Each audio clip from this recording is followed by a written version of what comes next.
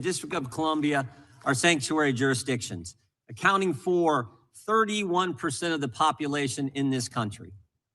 31% of the American people, almost 1/3 of the American people, live in a city, county, or state where the left-wing leadership tells local law enforcement not to work with federal law enforcement. Now, what does that mean in practice?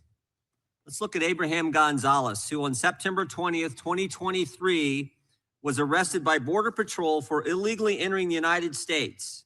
And of course, the Biden administration released him into the country.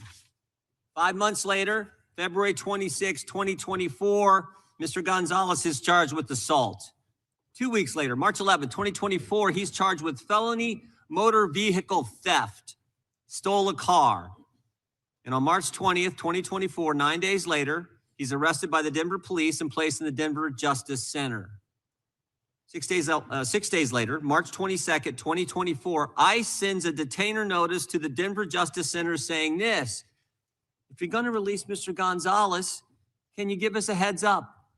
Can you let us know maybe 48 hours before you're going to release this guy so we can come apprehend him there at the jail?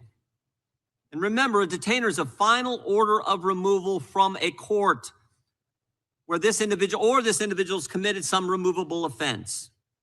But on February 28th, 2025, Abraham Gonzalez is released to the streets. In fact, we can put that up. I think you can see this. Released, we got the form from the Denver Justice Center. What kind of inmate was Mr. Gonzalez for those 345 days that he was in the Denver Justice Center? We have that too. Violent to the staff, keep separate. So this guy was so bad, you had to keep him away from other inmates. He'd already assaulted some staff member, but Denver released this guy to the streets and instead of turning him over to ICE agents who would have come to the jail and arrested him there. And of course, we all know what happens. When the officers did apprehend Mr. Gonzalez out on the street, he assaulted one of the officers. This is what happens when you have a sanctuary jurisdiction. Right now in Minnesota, there are 1,360 detainer notices for violent offenders. Governor Walz and others have released 470 criminal illegal aliens back to the streets. In New York State, it's 7,000. Nationwide, it's over 17,000 that we know of. Where a detainer was filed, since President Trump's been in office, over 17,000 times a detainer was filed, and those individuals were released to the streets instead of turned over to federal law enforcement. 17,864 times. Illegals who've been charged with the crime have been released to the streets, and thereby jeopardizing the safety of the public, the safety of law enforcement, and of course the migrant themselves. And frankly, helping create the environment that results in the tragic deaths like we saw with Miss Good and Mr. Preddy. A few years ago, Governor Sarah Huckabee Sanders said this in response to the State of the Union address. She said, "The divide in America today is normal versus crazy."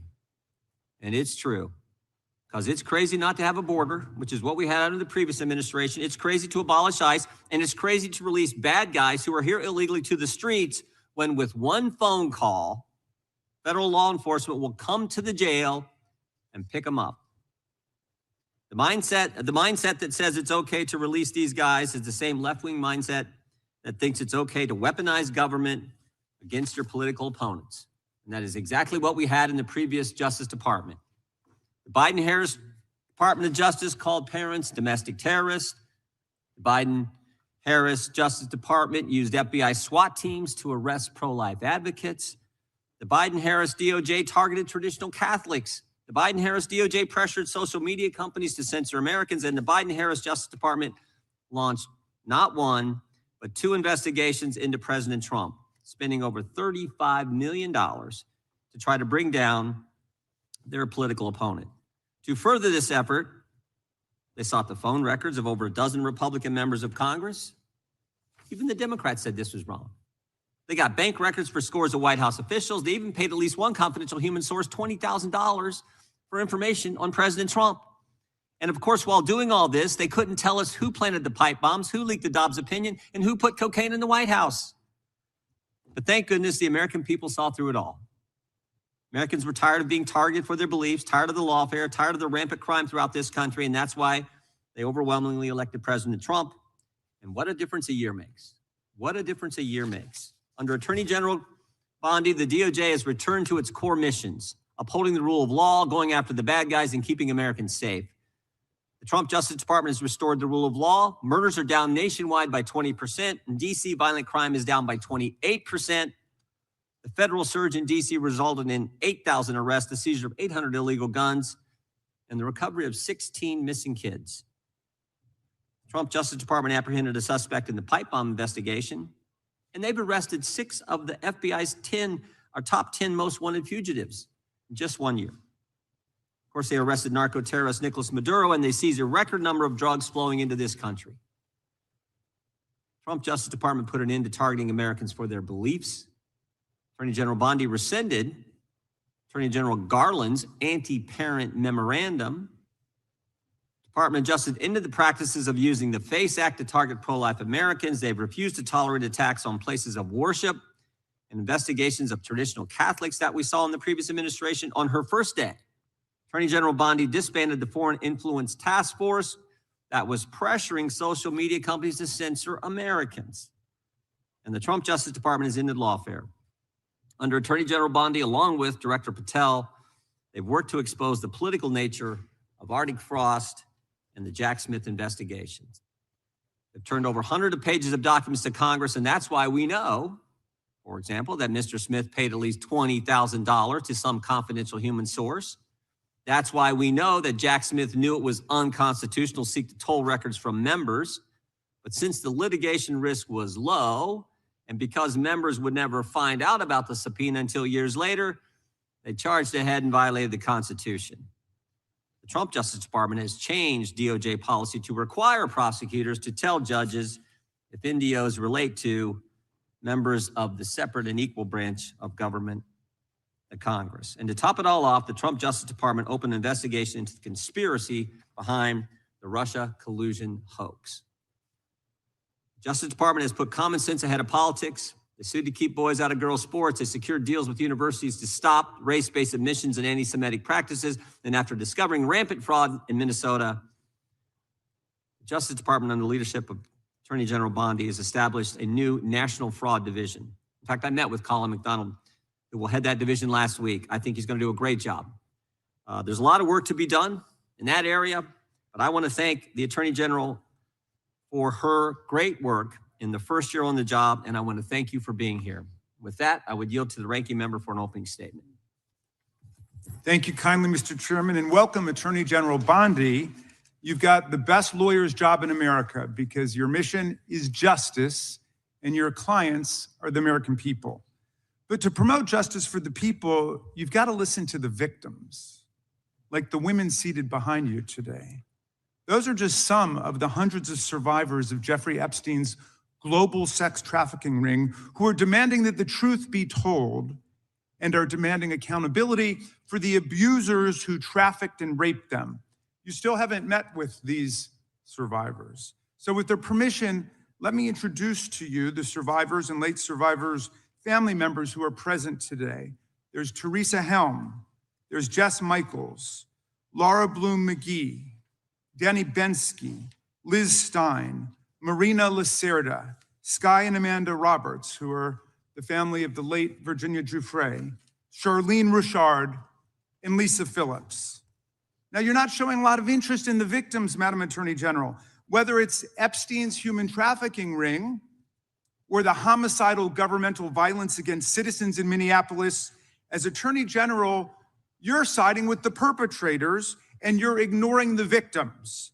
That will be your legacy unless you act quickly to change course.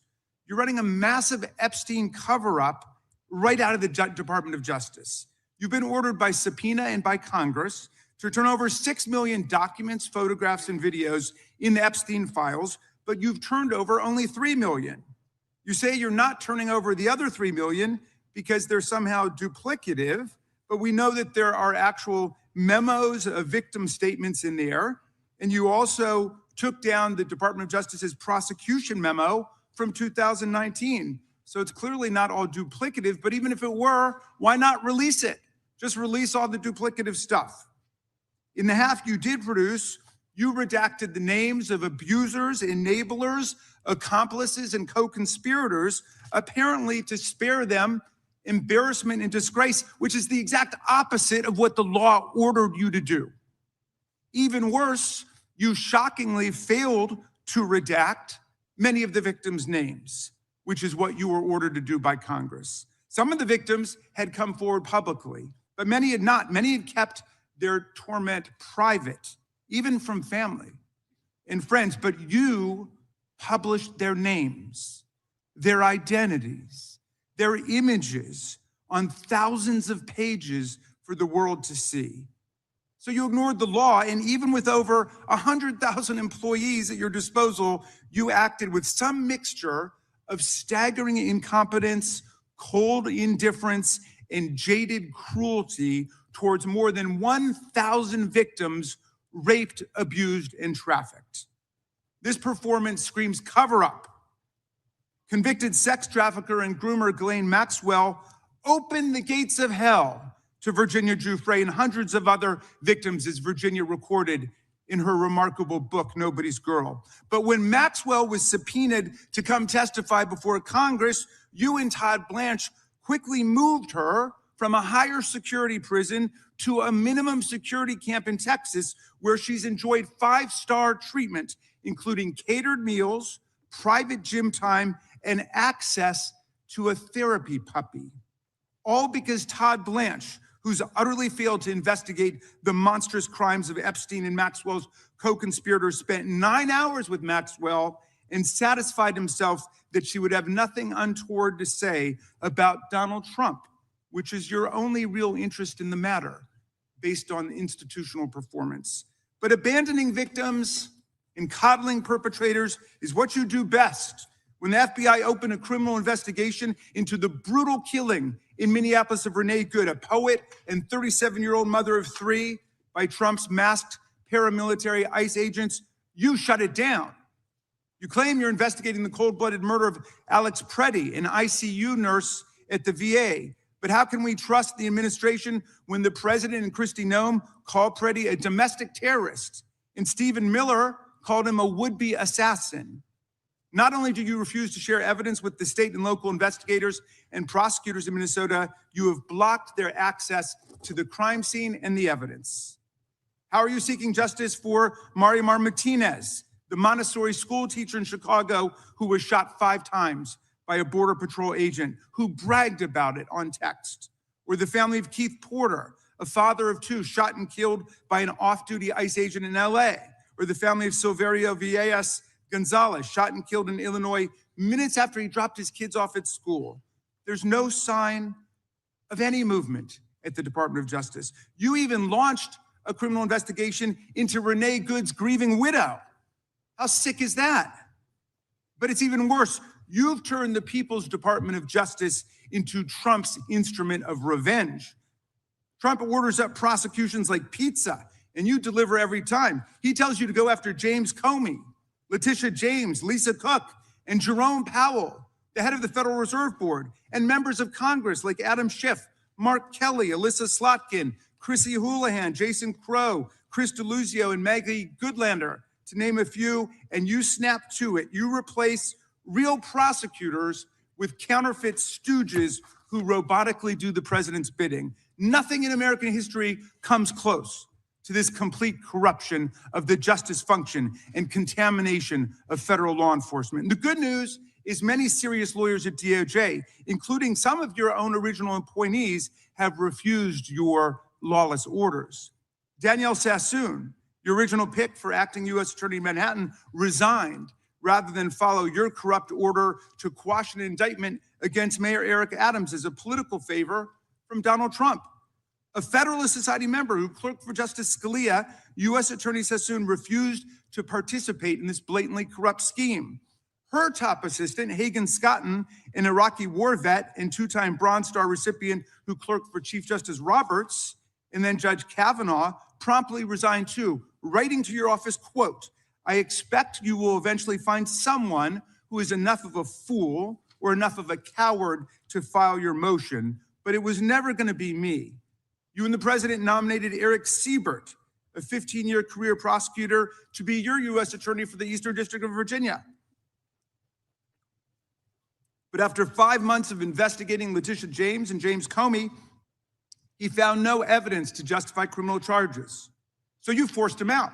You replaced him with Lindsay Halligan, Trump's personal lawyer from the Mar-a-Lago documents case, who had zero prosecutorial experience and no qualifications. And then you were humiliated when a federal judge found that this corrupt appointment was blatantly unlawful and threw out Halligan's indictments entirely. And grand juries of American citizens have repeatedly rejected your vendettas and baseless indictments brought by the hacks left at DOJ now, with 2 different grand juries in Virginia voting down indictments against Letitia James in a single week. And just yesterday, another grand jury shut down your vendetta factory by rejecting indictments against the 6 members of Congress who had spoken out to remind all service members that they have a duty to refuse illegal orders.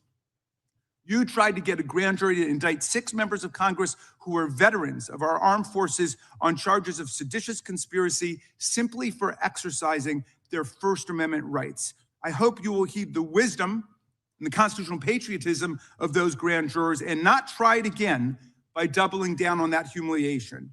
As your best lawyers are sacked for having participated in the January 6th case or just flee for the exits now, your new lawyers keep lying in court. In dozens of cases, they've been excoriated for lying to federal judges. Chief Judge Boasberg, right here in DC, suggested your Department of Justice perpetrated a fraud on the court. Other judges found your statements to be, quote, inexplicably misleading, patently incredible, totally inconsistent, and so disingenuous that the court is left with little confidence that the government can be trusted to tell the truth about anything.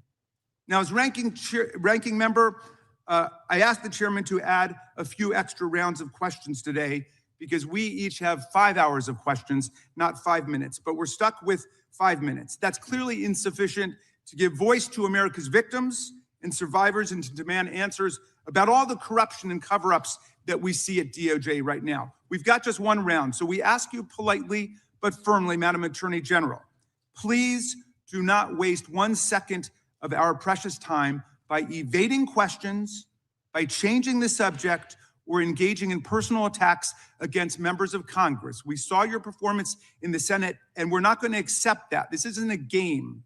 In the Senate, you brought something with you called a burn book, a binder of smears to attack members personally for doing the people's work of oversight.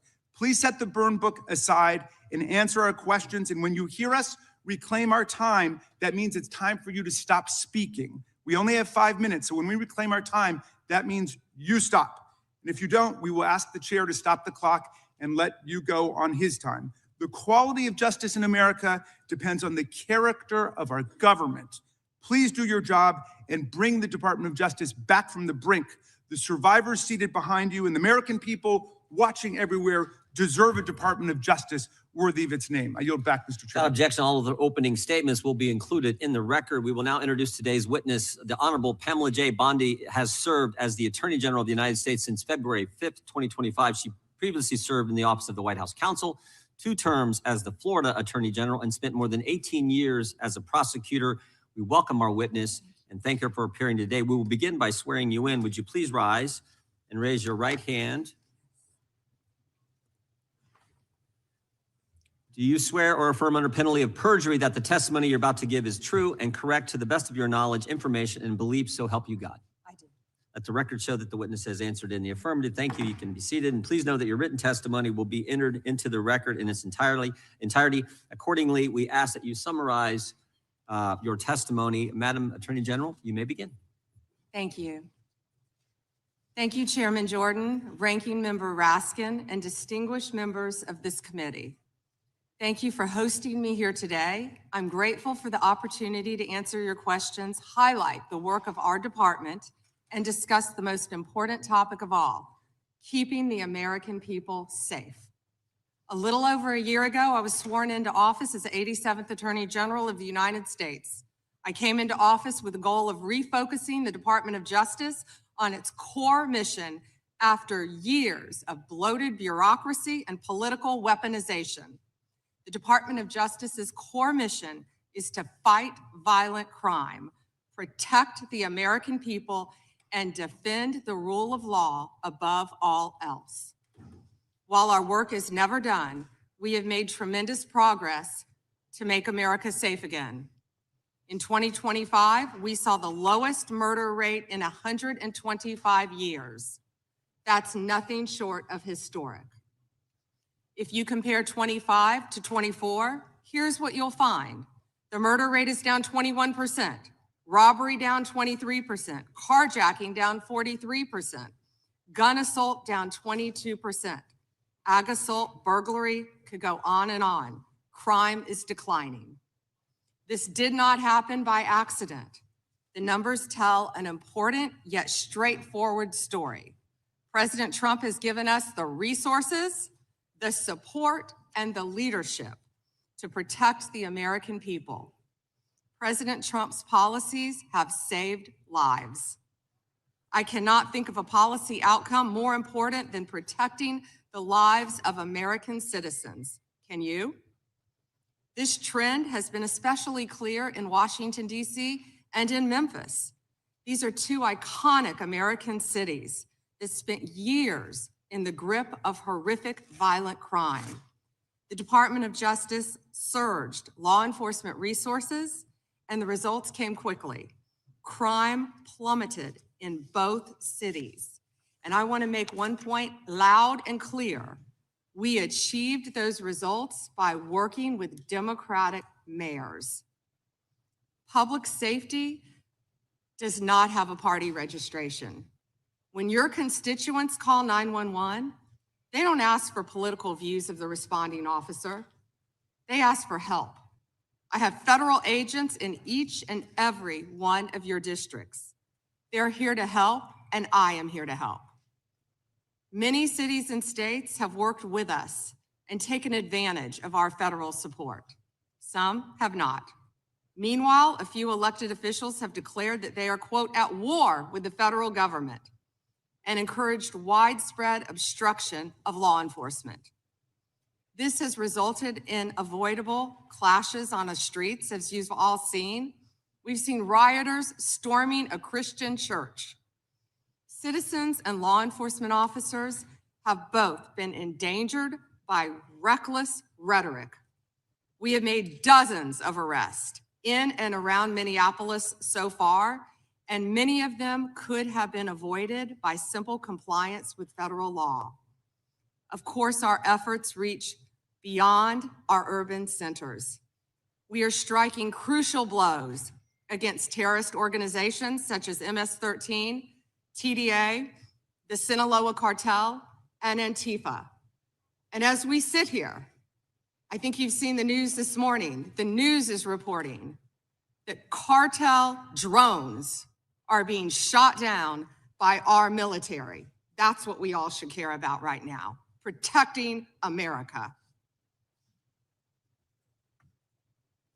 As we seek to dismantle these drug trafficking networks that poison Americans, in 2025, our DEA agents seized more than 47 million fentanyl pills and more than 9,800 total kilos of fentanyl. That represents 369 million potentially deadly doses that can kill Americans. Meanwhile, our attorneys are fighting for President Trump's agenda in courtrooms across this country. This administration has been sued 627 times. We've fought through a nonstop flood of bad faith temporary restraining orders from liberal activist judges across this country. America has never seen this level of coordinated judicial opposition towards a presidential administration. It is not only an unlawful attack on the executive branch's authority, but a serious attack on the democratic process. In spite of this unprecedented judicial activism, we've attained 24 favorable rulings at the U.S. Supreme Court, their emergency docket, and even more to come. We've done so while ending the weaponization of the prior administration by dropping FACE Act prosecutions, exposing the Arctic frost scandal via congressional disclosure, thank you, Chairman, and restoring one tier of justice in this country. To address the Epstein files, more than 500 attorneys and reviewers spent thousands of hours painstakingly reviewing millions of pages to comply with Congress's law. We've released more than 3 million pages, including 180,000 images, all to the public, while doing our very best in the time frame allotted by the legislation to protect victims. And if you brought us a victim's name that was inadvertently released, we immediately redacted it. All members of Congress, as you know, are invited to visit DOJ to see for yourselves. I want to take a moment to acknowledge the Epstein survivors who are here today. I'm a career prosecutor, and despite what the ranking member said, I have spent my entire career fighting for victims, and I will continue to do so. I am deeply sorry for what any victim has been through, especially as a result of that monster. If you have any information to share with law enforcement about anyone who has hurt you or abused you, the FBI is waiting to hear from you. I want you to know that any accusations of criminal wrongdoing will be taken seriously and investigated. The Department of Justice is committed to holding criminals accountable to the fullest extent of the law. In 2025, the FBI arrested over 1,700 child predators, a 10% increase from 2024. We also located 2,700 victims of child exploitation and shut down 3.8 million dark web pedophile accounts. 3.8 million. So please, if you have information to share that needs to be investigated, contact the FBI. Today, I look forward to discussing further our shared obligation to protect the American people, uphold the rule of law, and keep this nation safe. Thank you. Thank you, Madam Attorney General. The chair now, we now proceed under the 5-minute rule. The chair recognizes the gentleman from California for 5 minutes. Thank you, Mr. Chairman. Madam General, thank you for your extensive remarks, particularly on your continued investigation of those responsible over the years in the Epstein debacle. Obviously, you have an amazingly full docket between civil rights, between criminal, between so-called white-collar crime, and doing so, as the chairman said, at a time in which both you and the president are under attack, and our ICE agents and FBI and others are under attack when they try to enforce the law. I personally want to apologize for those who would embolden, support, or even stand with those lawbreakers that sit on this and other daises here in Congress. My job generally is to talk about patents and trademarks as the chairman of that subcommittee. I'll forego that today because one of my other jobs is the creation and maintenance of Article 3 judges. And I work with the Chief Justice on that, and we're trying to expand the court. But currently, there are only 677 district court judges. They have very full dockets as well. But you create a tremendous amount of judges, particularly immigration judges. You do so in order to save the court that, but adjudicate, as is requirement, each of those people who claim a right to be here in the United States. And that has been going on under Republican and Democratic administrations for years. What's unique about the Trump administration this time is that you and President Trump have managed to reduce the backlog of people seeking that for the first time in decades. You are getting ahead of that tremendous backlog that caused, for better or worse, the release of millions of people with little pieces of paper saying, come back later when we call you, and often to no avail when you call. So I want to congratulate you on that, because it's an accomplishment you might not take credit for, and the other side would never give you credit for. But I hope you can continue to do that and do more. And I say so for a reason, because much of this hearing will be about Minneapolis and other places in which the backlog of criminal aliens, including in my home state of California, people who have hurt other people, people who have victimized their communities, is extensive. And although the overall number through adjudication may be going on, because of places like my home state, California, you're unable to apprehend people that my sheriffs want apprehended. They desperately want to cooperate, and they're prohibited by law.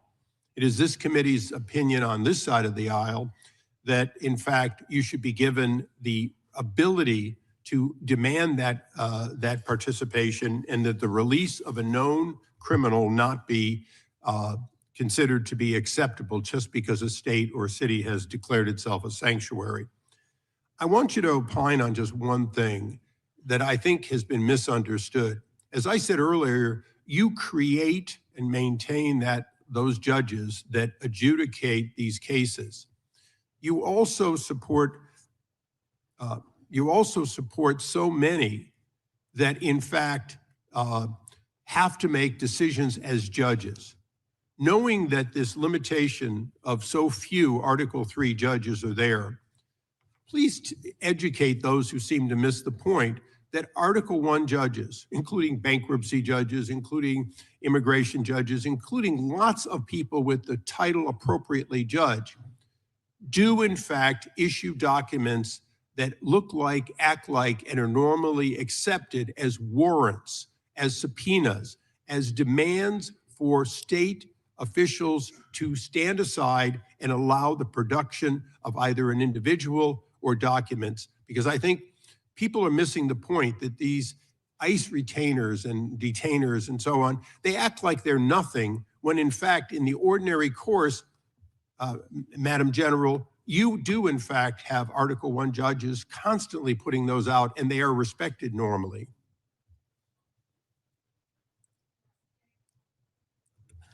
Thank you, Congressman, for talking about all the great judges.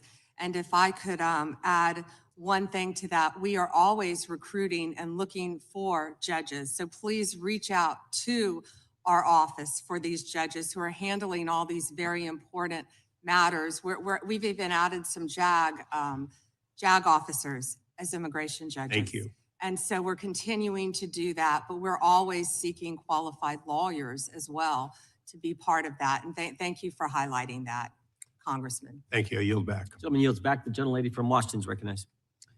Thank you, Mr. Chairman. Good morning, Attorney General Bondi, right here. We are joined in this room by some of the thousands of survivors from Jeffrey Epstein's horrific sex trafficking ring. They have shown such incredible courage in speaking out, in demanding accountability to bring the predators and pedophiles to justice. The Epstein Files Transparency Act required your Department of Justice to disclose the perpetrators connected with Epstein's criminal activities and to redact the information of survivors to protect their identities. Let me show you what actually happened. First, in violation of the law, your department has shown a pattern of redacting the names of powerful predators. Here behind me is one example of an email from Epstein to a man whose name was redacted. The email reads, quote, "Where are you? Are you okay? I loved the torture video."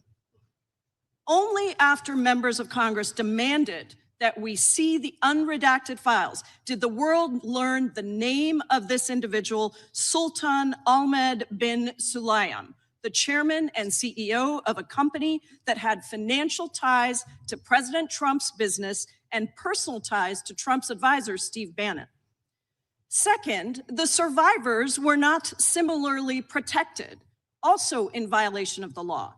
Here is another email titled Epstein Victim List. We have blurred the names of the survivors for their protection, but your Department of Justice initially released this list of 32 survivors' names with only one name redacted, along with numerous files that disclose not only the names, the emails, and the addresses of survivors, but also nude photographs and even the identities of Jane Does who had been protected for decades until your department released their names. Survivors are now telling us that their families are finding out for the first time that they were trafficked by Epstein. In their words, quote, "This release does not provide closure. It feels like a deliberate attempt to intimidate survivors, punish those who came forward, and reinforce the same culture of secrecy that allowed Epstein's crimes to continue for decades." To the survivors in the room, if you are willing, please stand. And if you are willing, please raise your hands if you have still not been able to meet with this Department of Justice. Please know for the record that every single survivor has raised their hand. Attorney General Bondi, you apologized to the survivors in your opening statement for what they went through at the hands of Jeffrey Epstein. Will you turn to them now and apologize for what your Department of Justice has put them through with the absolutely unacceptable release of the Epstein files and their information?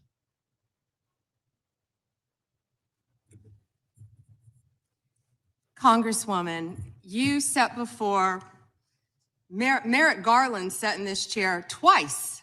Attorney General Twice. Bondi. No, can I finish my answer? No, I'm going to reclaim my time because I asked you a specific question Attorney General that I can would respond to your like you question. to answer, which is, will you turn to the survivors? This is not about anybody that came before you. It is about you taking responsibility for your Department of Justice and the harm that it has done to the survivors who are standing right behind you and are waiting for you to turn to them and apologize for what your Department of Justice has done. Members get to ask the questions, the witness gets to answer in the way they want to answer. The Attorney General can That's respond. not accurate, Mr. Chairman. Because she doesn't It is like the my answer. time. So, Mr. Chairman, why I have asked didn't a she ask question. Merrick Garland this? I am Twice reclaiming when my he sat in my time, and chair. when I will reclaim my continue to time, answer. it is Mr. Chairman, the my gentlelady has I'm reclaimed I'm her not going time. to get in the gutter for her theatrics. The time belongs to the gentlelady. The gentlelady has 17 seconds. Thank you. You're not going to answer this question, so let me just Chairman, say I'll this. direct it to What you. a massive No, I'm cover-up. answering a Mr. question. Chairman, will you Chairman. restore her time? The witness I'm is not gonna get in interrupting. the gutter with this woman. Stop the She's time doing and theatrics. let me have my The time. gentlelady from Washington controls the time. The gentlelady has 17 seconds. You can proceed with your final Thank you. 17 seconds. What a massive cover-up this has been and continues to be.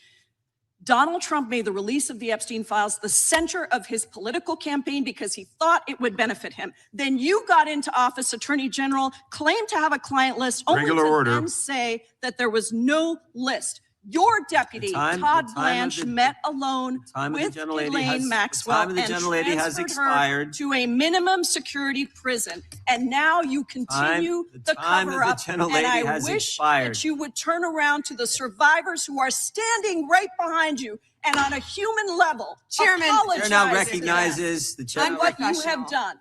Time of the gentlelady yield expired. back. The gentlelady, you have no time to yield back. Theatrics. We appreciate that. We appreciate the thought. And I would argue the central issue in the last election, the presidential election, was securing the border. The gentleman from Arizona who knows something about securing the border is up for 5 minutes. Thank you, Mr. Chairman, and thank you, Attorney General Bondi, for being here today. In 2022, Lafarge, which is a French cement company, pled guilty in U.S. federal court to participating in a criminal conspiracy with ISIS.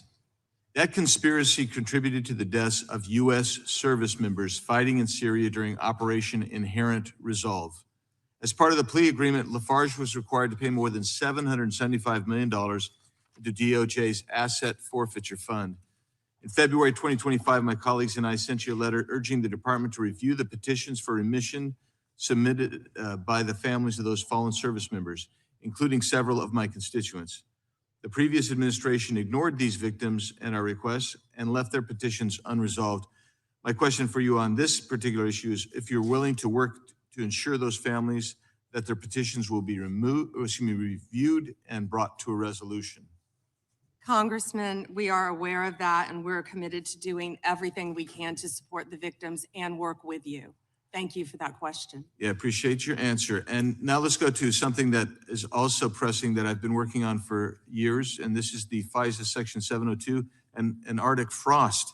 In January 2025, you testified before the U.S. Senate and agreed with Senator Lee that, quote, anytime an American citizen's private communications are intercepted or stored, whether through incidental collection or otherwise, those communications should not be searched without some showing of probable cause, close quote. You still hold that view today, I assume? Yes. And during the most recent FISA reauthorization, I offered an amendment to establish a clear warrant requirement for searches of Americans' data while preserving every publicly cited operational exception, including emergencies, defensive queries, cybersecurity threats. And my intent was to ensure the Department of Justice could continue to keep Americans safe while also ending warrantless searches of U.S. persons' data. Are there any additional circumstances or exceptions that you believe must be included to ensure DOJ can continue to operate effectively while still protecting American citizens' data and privacy? Yeah, Congressman, we are committed to working with Congress to uncover weaponization and other misconduct by Jack Smith, by others, Arctic frost, everything that happened under the past administration. And we are committed to working with you on that. And we are working with Chairman Jordan, with the House Intel, with all of our my fellow cabinet members on resolving that issue. Well, thank you. And I'm glad you brought up Arctic frost because Section 702 was used in the Arctic frost investigation. It was. And information derived was used by Special Counsel Jack Smith.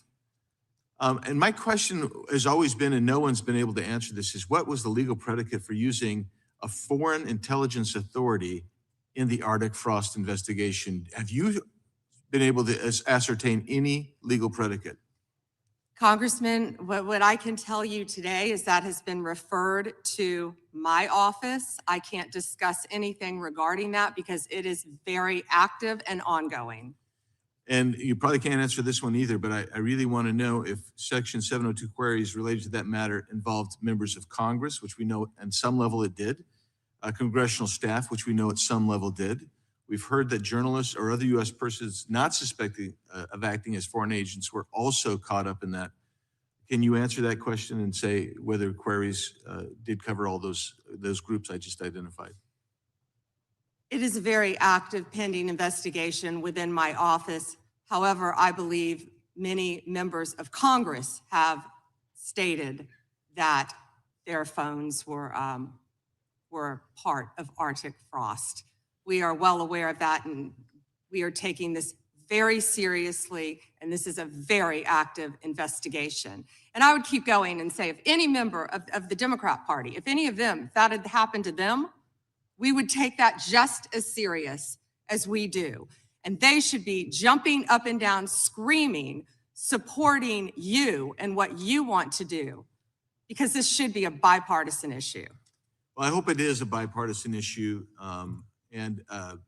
You know, I'll just leave with these last couple of questions, which I'm sure fall into the same investigation privilege. But that's this: how many such queries were actually conducted overall? This is outside Arctic frost in the prior year by the FBI or other intelligence community. And particularly, we really need to know what were the legal standards applied? Did they use probable cause? Did they use reasonable articulable suspicion? Or did they have no individualized suspicion and just were gathering up information?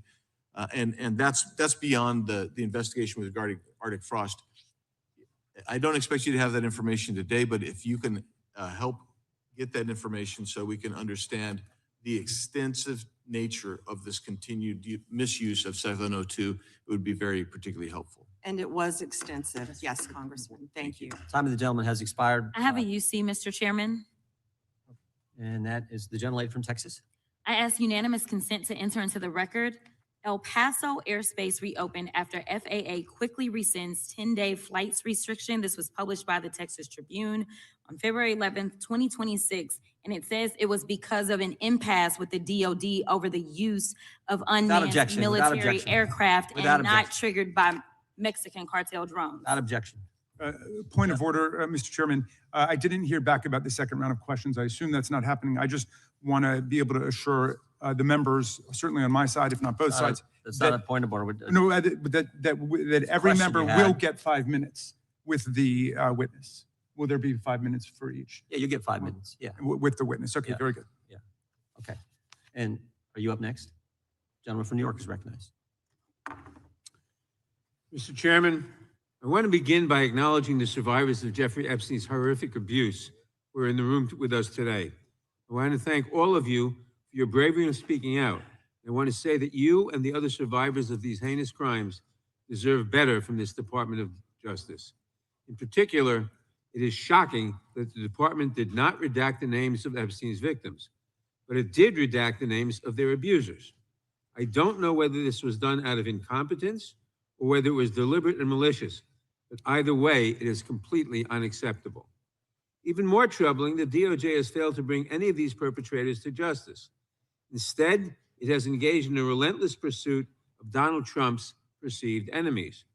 I want to focus on just one example. The Attorney General of my home state of New York, Tish James. This DOJ has been hell-bent on securing an indictment against Ms. James for something, anything, simply because she held Donald Trump's companies accountable for years of financial fraud.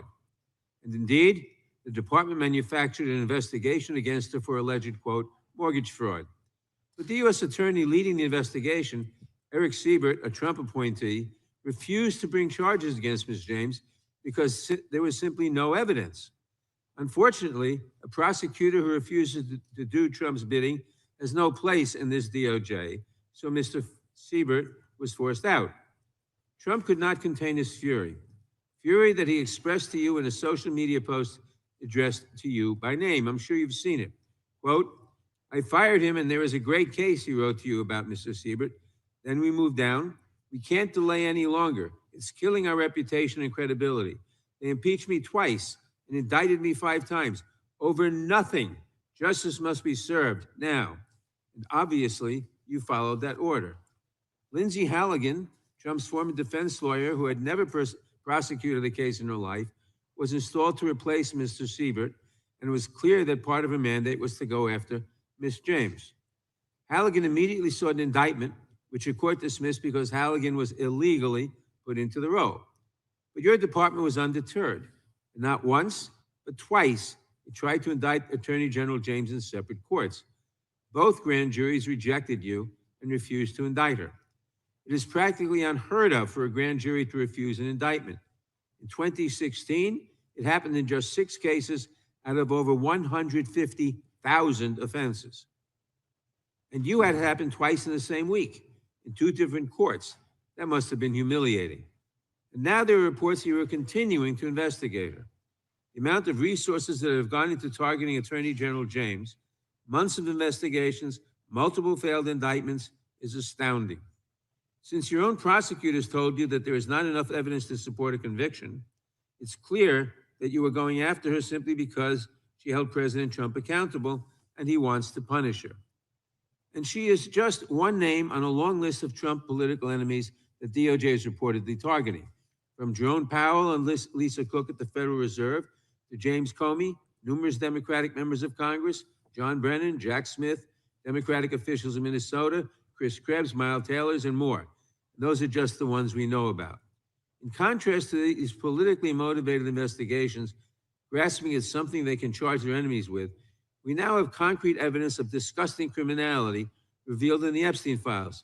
So I really have just one question for you. How many of Epstein's co-conspirators have you indicted? How many perpetrators are you even investigating?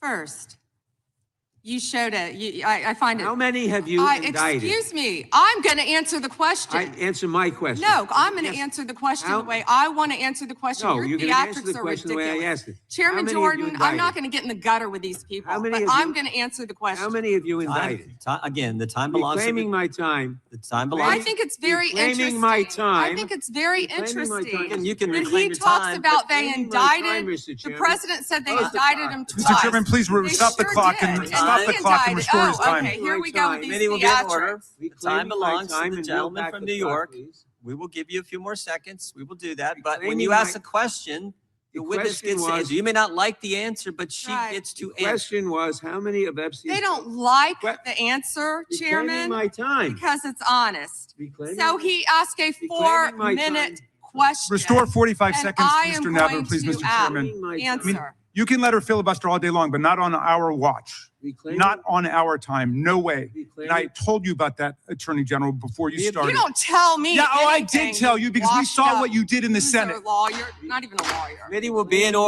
order. Time, and I should get back at least 45 seconds. We will give you a few more seconds. I Not a said that few more, already. 45 seconds. Okay, I'm timing right now, Mr. Nadler. Go All right right. Reclaiming my time.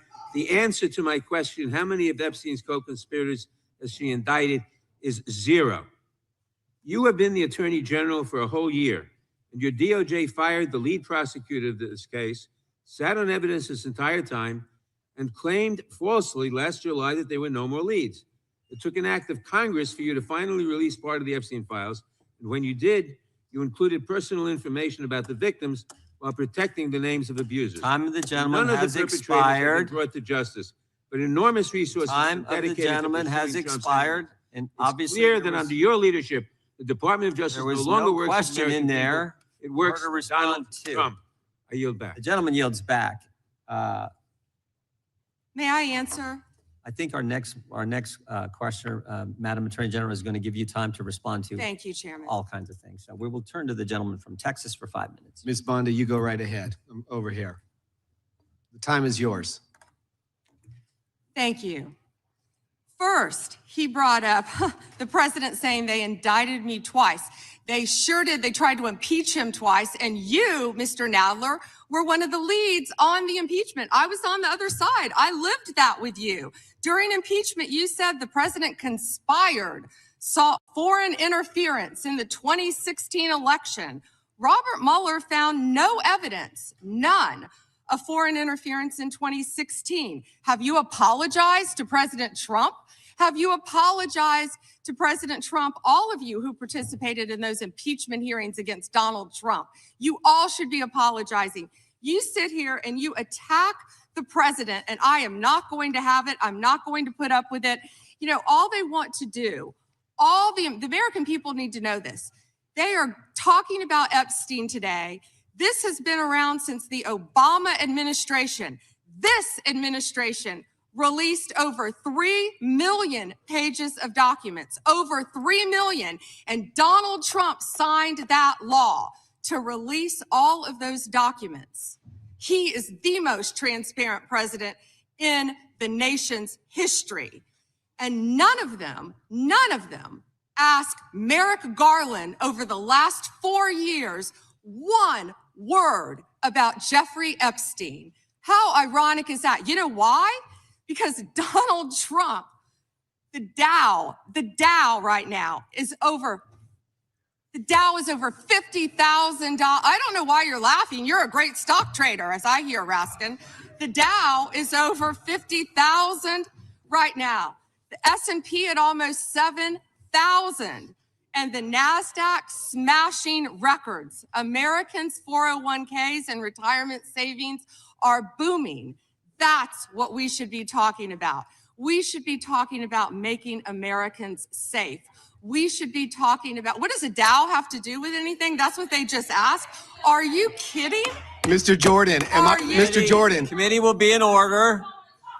Mr. Jordan, am I going to get an extra 45 seconds added to my time? The committee will be in order. The time belongs to the gentleman from Texas. Ms. Bondi, the Attorney General can respond. Thank you. The Dow has shattered 50,000 for the first time. This is crazy. They said it couldn't be done in 4 years, yet President Trump has done it in 1 year. National median rents have fallen to a 4-year low thanks to Donald Trump. That's why they want to focus on Epstein and our most transparent president in the nation's history. The murder rate, as I said, has plummeted to a 125-year low thanks to Donald Trump. For an unprecedented 9 straight months, there were 0 illegal border crossings at the southern border. That's what we should be focused on. All the great work that this president has done and will continue to do to keep America safe and to make Americans safe. Thank you, Attorney General Bondi. I agree with you totally. I think you've done a fine job. I think that Democrats, in fact, should be apologizing to the Epstein victims for doing nothing during the 4 years that they were running the government. We did not hear about this, and it took you and President Trump to finally provide transparency and give answers to the American people. And I want to thank you for that. I want to thank you also for standing up for truth today and for fighting back against the theatrics and the time waste that you will endure over the next hour or two. I want to apologize on behalf of my colleagues on the left. They're not all that bad, but they've got to put on a show. And I'm sorry that you have to go through that. And I would like to yield the last, I'd say 40, even 40 is 80 seconds. The clock says 40, but I've got 80 seconds since I was so rudely interrupted, and I'll give all 80 seconds to Chairman Jordan. And I would just yield to the Attorney General if she has anything to add. I'm fine to continue. Thank you, Chairman. All right, the chair now recognizes, the gentleman yields back. The chair recognizes the gentlelady from California. Thank you, Mr. Chairman. I would note that Mr. Nadler's question has not yet been answered, but I want to start by asking that out of respect for the American public and the Epstein survivors, some of whom, of course, are here today, that we can have a transparent conversation and get the public the answers they deserve. I want to briefly direct your attention to 2 documents I'm hoping we will put up on the screen. In the first, an individual emails Jeffrey Epstein asking whether a woman identified as M was pro or civilian, and Epstein responds that she was a civilian, Russian, and fun. In the second email, Epstein writes to Steve Tisch about a Ukrainian girl, noting that she was, quote, a little freaked out by the age difference and stating that he would try to convince her not to return to Ukraine. He then instructs Mr. Tisch to call him, adding, I don't like records of these conversations. So I'd like to ask a straightforward question that really is either a yes or no answer. Do these emails constitute credible evidence, not proof, but credible evidence warning further investigation into whether Steve Tisch was involved in Epstein's criminal conduct? You think yes or no? I'm not going to play a yes-no game with you, but I will answer the question to the best of my ability. As I said, we will look and investigate any case involving any victim. I'm not familiar, there were 3 million pages, of course, with that email, but of course, we will look into anything. The documents have been released, 3 million, the redacted versions, we left them open for all of you to come view. Have you, I believe you view them. If not, will you have some copies? I'd like to. But could I finish, please? I'm not being rude, please. I only have 5 minutes. No, yeah, and I only have 30 seconds based on your filibuster. You didn't give a yes or no Gentleman from answer. California. So let me just go further. Director Patel testified in this committee room that there was no credible information indicating that Epstein trafficked victims to anyone else. And glancing at the documents, that proves that's not the case. In July, your department issued a memo stating that it had conducted an exhaustive review of the Epstein files and concluded that no additional individuals would be charged. So I did go over to the Department of Justice yesterday. I would note that 400 and all our 35 members are in the House, and there's 4 computers. So it would take many months to actually have the time. I only had a few hours. I think the transparency argument is really kind of a sham because it's not really possible. Whoa. Did you have to wait to get a computer? It is not possible Hang on. to really go in. I did, however, see a U.S. attorney information for the Southern District of New York indicating that there were additional survivors and probable co-conspirators. Other members of Congress have uncovered likely co-conspirators whose names were blocked out. Now, the Epstein File Transparency Act, which all but one member of this House voted for and the president signed, requires the department to release everything except that it needs to be redacted to protect the victims or an ongoing prosecution, which apparently there is none from the testimony we have received. I am concerned that this act has not been fully complied with. When Director Patel came to the committee, he admitted that up to 1,000 FBI agents had gone through the files and redacted President Trump's name from them.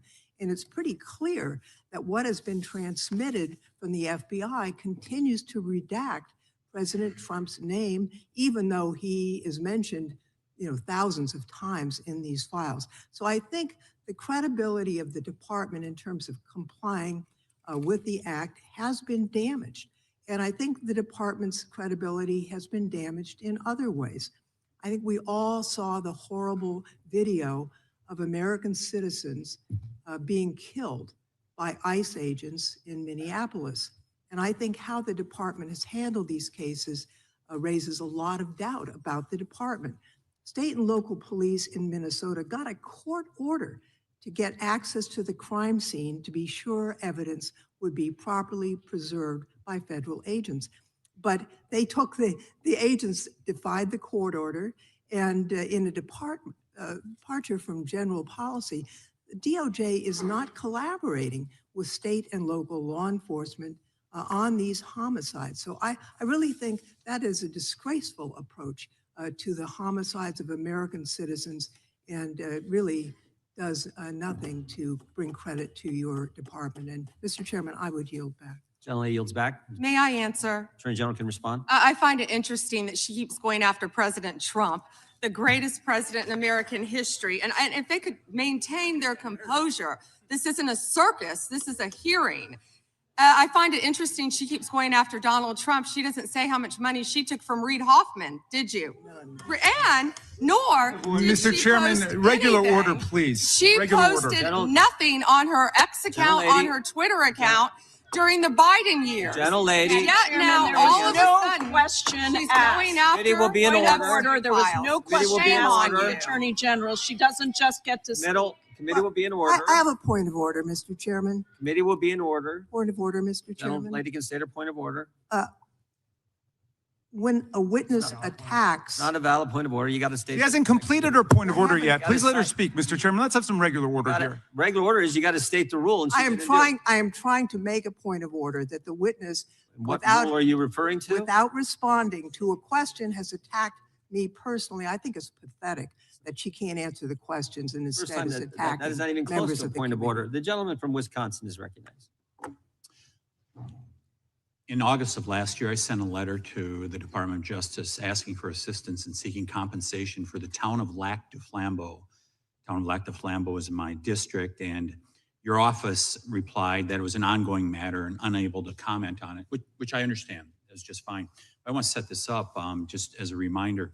So 3 years ago, it was at this time of year that 4 roads were blockaded in the town of Lac du Flambeau, and the temperature was 25 below zero.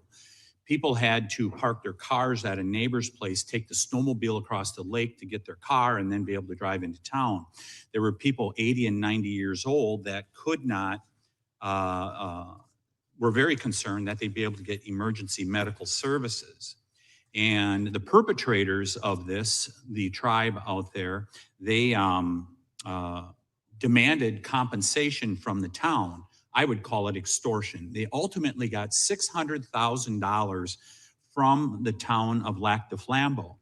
The unfortunate part, Mr. Chairman, is that the Biden administration took the side of the perpetrators who closed those roads off And the Biden administration made it clear to the town of Lac du Flambeau that we are not on your side in regards to this. Well, fortunately, there was a federal judge that said, no, this is wrong, what happened, and these roads should be left open. They should continue to be left open. My question to you is, are you willing to work with my office and with the town of Lac du Flambeau to further investigate this matter and seek compensation from the tribal government after their extortion of $600,000 from this little town in northern Wisconsin?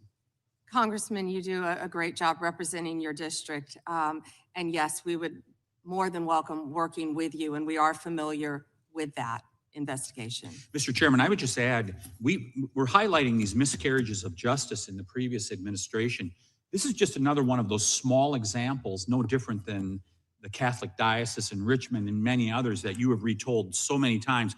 But here's another instance of what they did to a small town and nearly bankrupted them as a result of it. Fortunately, there was a federal judge that saw through it and has fixed it.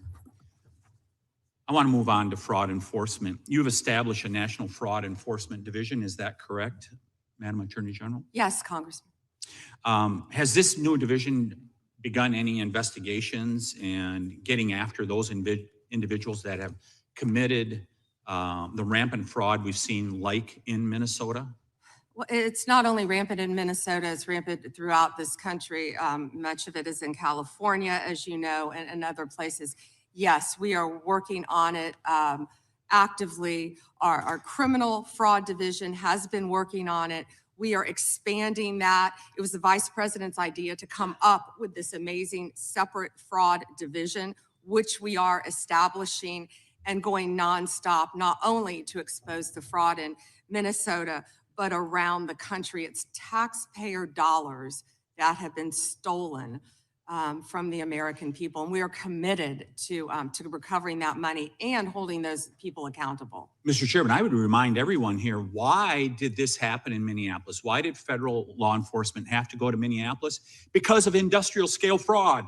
It was an assistant United States attorney that said, this is industrial scale fraud that's going on in Minnesota at this point. I sent a letter to our governor in Wisconsin.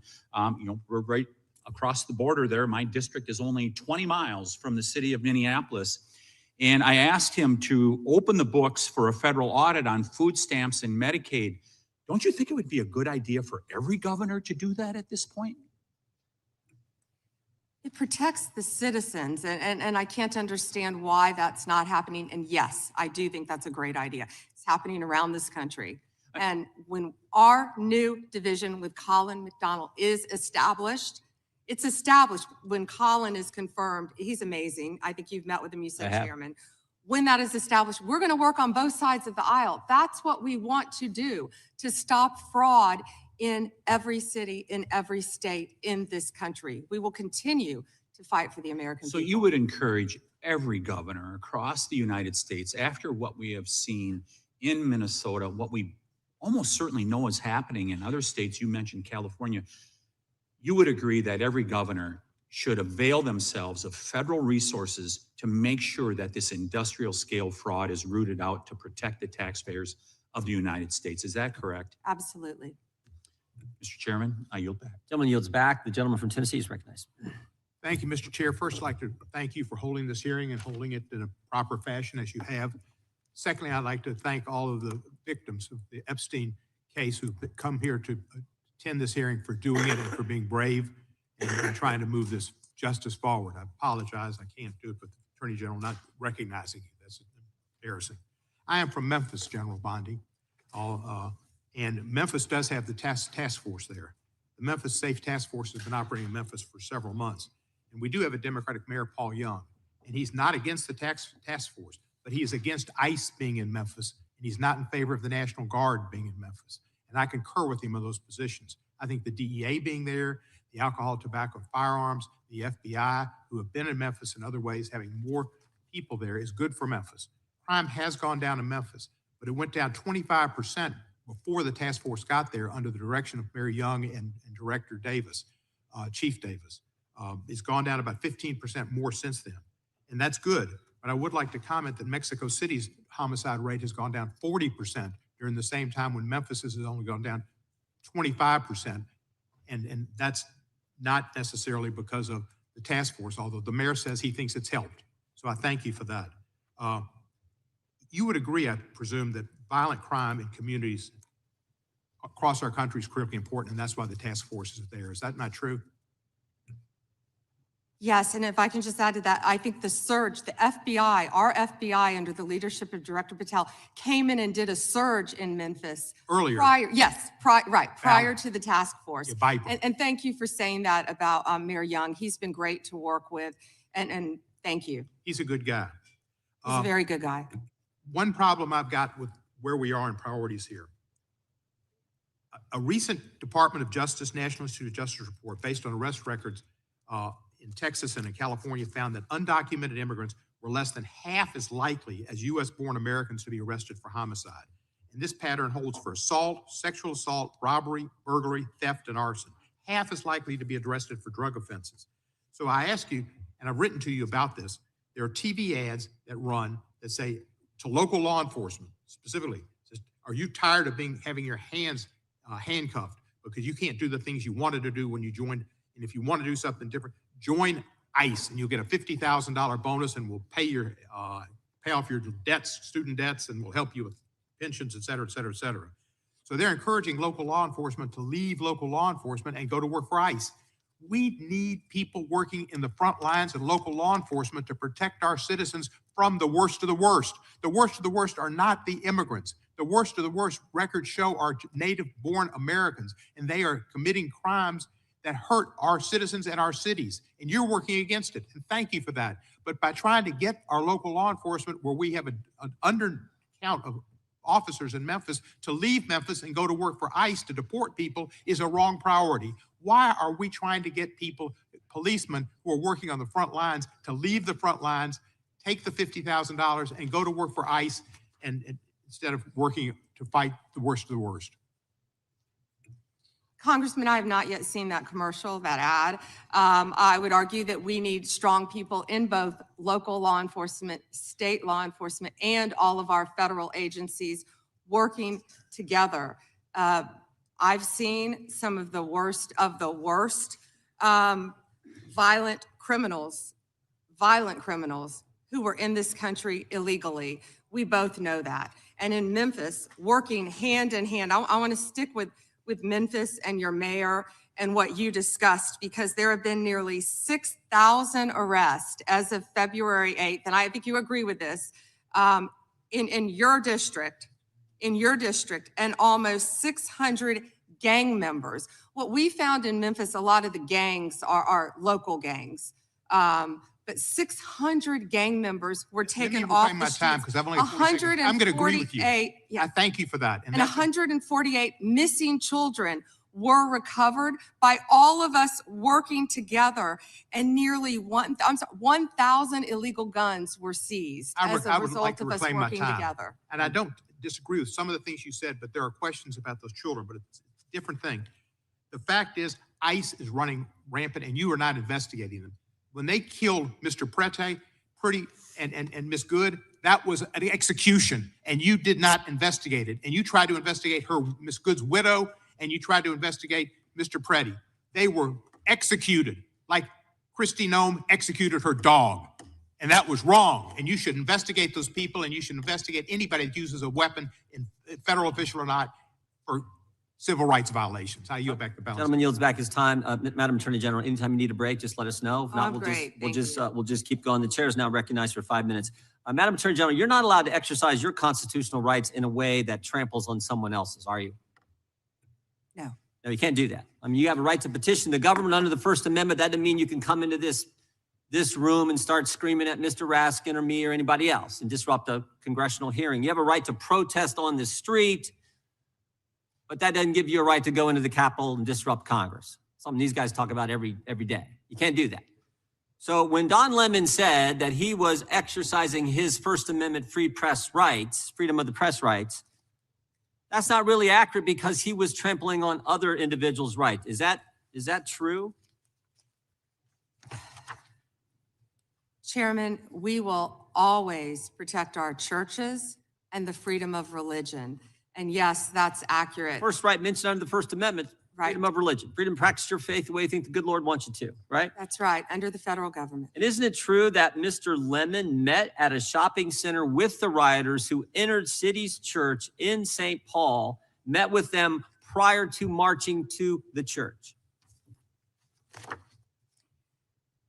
He did meet, and this is a pending case right now, so I will only stick to what is in the four corners of the unsealed indictment, if I could, Chairman. Yeah, I'm There's focused a on- lot more that will come out, but under the four corners of the indictment, yes, he did. They had an operation called Operation Pull Up. They said they were gearing for a resistance. They met in a parking lot and they caravanned to a church on a Sunday morning when people were worshiping together. And Mr. Lemon said that he live streamed before entering the church with the rioters. Didn't he say we're going to head to the operation? Didn't he say this he said this on camera, is that right? Yes, Chairman. Yeah. And more. That he was in Minnesota and that, as you said, they were gearing up for an operation. So you can't do that. This is why this is, I think, so important that this guy be held accountable. And I think why you guys have charged him and indicted him. Moving to the second subject here. Will John Brennan be indicted? Mr. Brennan lied to the committee, which you're not supposed to do, last Congress, and we deposed him. He definitely, 18 USC 1001, we're all familiar with it. He lied to the committee, and the committee, the Congress, and I think the country would like to know if, in fact, he's going to be indicted for lying. And here's why it's so important. I'll give you a chance to respond. Here's why it's so important. It wasn't just that he lied to us, it's what he lied to us about. He lied to us about when all this weaponization against the President of the United States started. He lied to us about the dossier, and specifically what role the dossier played in the intelligence community assessment. Because we know back when President Trump was first elected, first term, this is when it all started, which led to the Mueller and to the impeachment and to the Jack Smith and all the stuff that's happened in the last decade. But it began here, and he lied to Congress about the role he played. And I just want to read a couple of things he said during that deposition before I give you a chance to respond. Mr. Brennan, when asked a question, said the CIA was not involved at all with the dossier. He said it was their purview, FBI's purview, and not ours. He also said the CIA was very much opposed to having any reference or inclusion of the Steele dossier in the intelligence community assessment. Well, that's interesting because declassified information that was declassified this past summer by the CIA says something entirely different. It says, Brennan, I want to put this one up if we have it. It says, Brennan ultimately formalized his position in writing, stating that, quote, this is released by the CIA Director Ratcliffe. My bottom line is that what I believe that information warrants inclusion in the report. He was further asked by an CIA official. The same officer said when he approached the director and asked that the director refused to remove it after being explained this wasn't good. With the dossier's many flaws, he said, yes, but doesn't it ring true? So this is John Brennan using that document to change intelligence community assessment, which I think led to all the stuff we've seen over the last decade.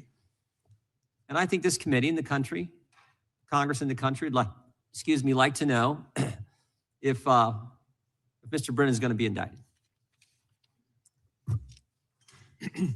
What I can confirm is that we have received a referral from you, Chairman Jordan, to investigate John Brennan. His attorneys have made some public statements, but the department is still bound, of course, by our longstanding policy of not discussing matters. What I will say today, I can't confirm nor deny whether there is a pending investigation, but what I will say is no one is above the law. Mr. Chairman. Weaponization has ended. Yeah. Point of order, Mr. Chairman. Gentleman from New York is recognized for a point of order. If we want to know whether Mr. Brennan will be indicted, you should just ask the president. Not a point of order, but I appreciate the trying to make it one. The gentleman from Georgia is recognized. Thank you, Mr. Chairman. General Bondi, it's been reported that there were at one point 1,000 personnel assigned to the task of identifying and scrubbing Donald Trump's name from the Epstein files. Were those reports accurate?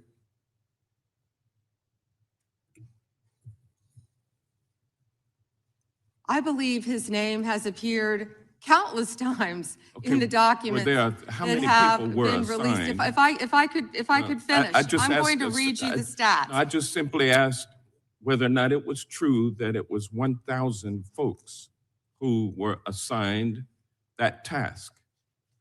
Were those reports accurate? There are more than 500 attorneys and reviewers. I cannot give you an exact number. Okay, and Who- I I'm wanted to trying ask you, I'm I wanted to answering ask the you about that question, also, sir. because Who this were is a different assisting question with that this you're getting to project? now. There were 500 DOJ At lawyers and others assigned the task of redacting the appropriate information, including identities of the Epstein victim survivors from the Epstein files prior to their release. 500, is that correct? If I could have finished my answer, Well, there were more than I'm 500 just- attorneys and reviewers who Okay. assisted All right, okay. with the, they That asked a answers question and they don't want an answer. That answers my question, Congressman, ma'am, let and me I'm going to continue. move on. More than. I'm going to move on. From General multiple Bondi, would districts. you You will be in agree? order. This Time is belongs, the ridiculous. time belongs to the gentleman from Georgia. General Bondi, would you agree that your 8 years of service as the state of Florida's Attorney General, the third largest state in the nation, served as an excellent preparation for your current role as Attorney General for the United States of America? Not only that, I was a career prosecutor for 18 years. And for 18 years. And for 18 prior to years, being for 18 He years, asked a you question and doesn't want prosecuted- an answer. This is Well, theatrics. Well, no, for 18 years, you on. prosecuted serious felony cases, including drug cases, correct? Oh, I prosecuted homicides. I prosecuted capital cases. I prosecuted domestic violence cases. I prosecuted multiple cases, and that's why I feel for all of these victims. And did you ask Merrick Garland this when you were sitting before him, sir? You also prosecuted sexual assault cases and child sex trafficking cases, correct? I answered that question earlier. I Okay. prosecuted All right. multiple Well, cases so when I bottom was line- a prosecutor. bottom If I line, can you're an answer the question, experienced and seasoned- for 18 you're an years. Mr. Chairman, will you a reminder of the rules? The time belongs to the member of the committee. You think are I've- I a think I've said that a few seasoned times. and experienced prosecutor, correct? I think we've established that. Yes or no? Does he want an answer or not? he wants to When say I no. I want a answer, yes I or get no cut off. answer. I think he wants to say I want a no. yes or no I answer, can- but yeah, I can I'll explain my live with what you experience. have I'd already love to said. explain Let my me ask you. experience. Let me ask you this questions. Clearly, In you the don't have any. prosecution of sexual assault cases, you are acutely aware of how important it is to protect the identity of victims of sexual assault, correct? I have addressed this multiple times. I think others were cutting me off when I was trying Well, to. I just simply asked, are you aware of the fact that it's vitally important to protect the identity of sexual assault victims as you prosecute the people they accuse of assaulting them? Isn't that correct? Excuse me. As we have said multiple times, Protection of the protection identity of all victims of the victims are is so protected. very Who are important. protected under, do you want me to answer or do you want to interrupt? Well, because you're not answering the question. You do a Jekyll and Hyde kind of routine around here. And I just want you to answer my questions. What does Jekyll and Hyde mean? Can you Well, it explain means that? you're nice to the Explain that. Republicans and you turn like Hyde on Democrats. But let me ask you this, ma'am. We have the Epstein victim survivors here today. Representative Jayapal asked a simple question. If you would be so kind and honorable as to turn around and face them and apologize to them for outing them. I mean, how many lives have been derailed because your department was either sloppy and incompetent or willfully trying to intimidate and punish these ladies for time is coming up. forward? The time of the Which gentleman- was it? The time of the gentleman has expired. The gentleman yields back. The chair now recognizes the gentleman from Wisconsin for 5 minutes. Attorney General Bondi, my colleagues on the other side of the aisle have spent the past several months attacking the administration for doing exactly what the American people wanted when they overwhelmingly elected President Trump, securing our border and enforcing our immigration laws. I find it a bit ironic because this is the same party who just a few years ago were openly supporting strong immigration enforcement after witnessing criminal illegal aliens wreak havoc on the American communities. I have a short video I just wanted to play. Of immigrants. We're also a nation of laws. Undocumented workers broke our immigration laws, and I believe that they must be held accountable. They've committed a crime, deport them. No questions asked, they're gone. No great nation can be in a position where they can't control their borders. While we need to address the issue of immigration and the challenge we have of undocumented people in our country, we certainly don't want any more coming in. Every place in this country are rightly disturbed by the large numbers of illegal aliens entering our country. The jobs they hold might otherwise be held by citizens or legal immigrants. The public service they use impose burdens on our taxpayers. That's why our administration has moved aggressively to secure our borders more by hiring a record number of new border guards, by deporting twice as many criminal aliens as ever before, by cracking down on illegal hiring, by barring welfare benefits to illegal aliens. Illegal immigration is wrong, plain and simple. When we use phrases like undocumented workers, we convey a message to the American people that their government is not serious about combating illegal immigration, which the American people overwhelmingly oppose. If you don't think it's illegal, you're not going to say it. I think it is illegal and wrong. Open the borders, my God.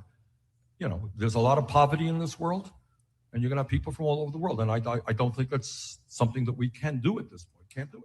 Yes or no? Would you allow the cities to ignore the federal law? No. We simply cannot allow people to pour into the United States undetected, undocumented, unchecked, and circumventing the line of people who are waiting patiently, diligently, and lawfully to become immigrants in this country. So Attorney General Bondi, what's the Trump administration, DOJ, doing to end the open border policies of the prior administration that saw dangerous drugs and criminal aliens flood our communities? Congressman, President Trump has worked tirelessly, as you know, to close our border, which is what the Democrats had asked for in that video. President Trump closed our borders on day one. He is protecting Americans. He is protecting our kids from the influx of drugs that were flowing into this country from Mexico. The fentanyl precursors that were coming from China. These precursors were taken from China into Mexico. And in Mexico, they were mixed and freely taken right into our country, along with gang members, MS-13, TDA, freely coming into our cities around our country, thanks to Joe Biden's open border policies. That has stopped under Donald Trump. It will no longer happen under this administration, and he is doing everything to keep Americans safe. And let me continue. When he was elected overwhelmingly by the American people, the majority of the American people wanted Donald Trump. One of the main reasons was border security and keeping Americans safe. And that's exactly what he did. And that's why today the other side sits here, they yell, they cut me off, they want to yell, they want to ask a question and don't want answers because they want to distract from all the great things that this president and this administration working hand in hand, and that includes Secretary Noem, who has closed our borders, and Tom Homan, who has closed our borders to keep Americans safe. And they're trying to distract from that, and they're not going to do it because the American people are smarter than that, and they see through their theatrics. Thank you. Just quickly, yesterday, Senator Grassley reached out to my office to tell me that I was one of the 20 members that was now disclosed were under surveillance from Jack Smith. This brings up the question of non-disclosed orders and whether or not they should apply to members of Congress. But with my phone records being surveilled, as well as looks like 19 other members of Congress, Just wondering how DOJ views that. Time is, gentleman's expired, but the gentlelady can respond. As I stated earlier, Congressman, anyone's records who were illegally obtained, Democrat or Republican, we will fight vigorously to stop that. Anything with Arctic frost, I can't discuss right now. And isn't it true, Madam Attorney General, the DOJ has changed their policy? You can't do that now. The DOJ is not going to go do that and ask the judge for an NDO. Absolutely. Yeah, good. That in and of itself tells you why how wrong it was. The chair now recognizes the gentleman from California. Great, thank you. Madam Attorney General, you acknowledged earlier to Mr. Johnson that President Trump was mentioned and the release countless times, you said, in the Epstein files. I just want to play a video, though, for you that I think speaks to the frustration that many of these victims have. Of times Trump's name appears in the files, so it could at least be 1,000 times. Is that right? The number is a total misleading factor. We have not released anyone's name in the Epstein files that has not been credible. Director, could it at we have least be 1,000 released times? every piece of legally permissible information. Okay, you can so- characterize the numbers however you want it. Claiming my time, Director. It sounds like if you don't know the number, it could at least be 1,000 times. Which It's not. leads me- It's not. Is it at least 500 times? No. Is it at least 100 times? No. Then what's the number? I don't know the number. I understand why the victims are frustrated, and the Attorney General acknowledged what Mr. Patel would not acknowledge, that it was way more than 1,000 times. But I want to move, Madam Attorney General, to weaponization of government. And yesterday it was reported that 6 members of Congress had indictments sought against him, and they were not returned by a grand jury.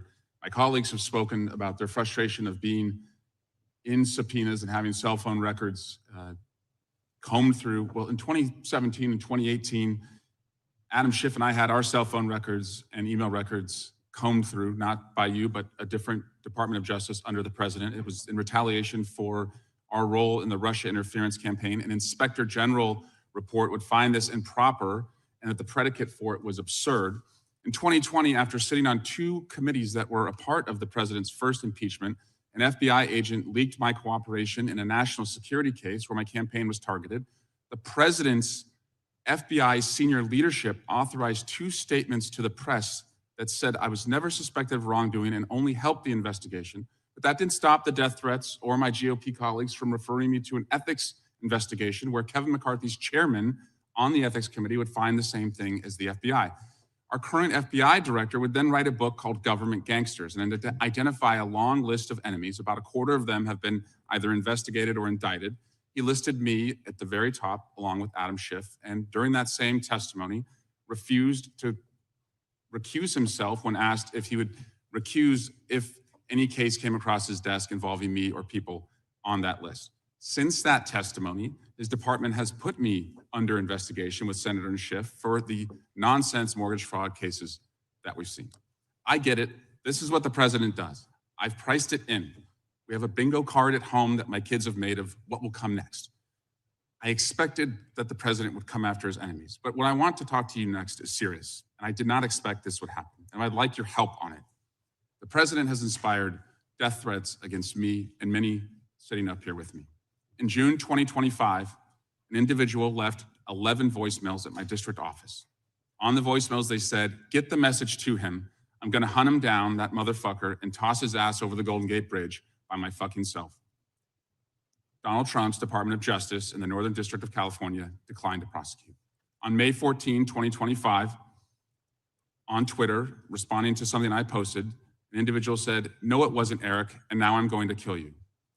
The Department of Justice from the Southern District of Texas declined to prosecute. May through December of 2025, we received messages at my office that said, I hope somebody shoots you and your children and your wife in the head.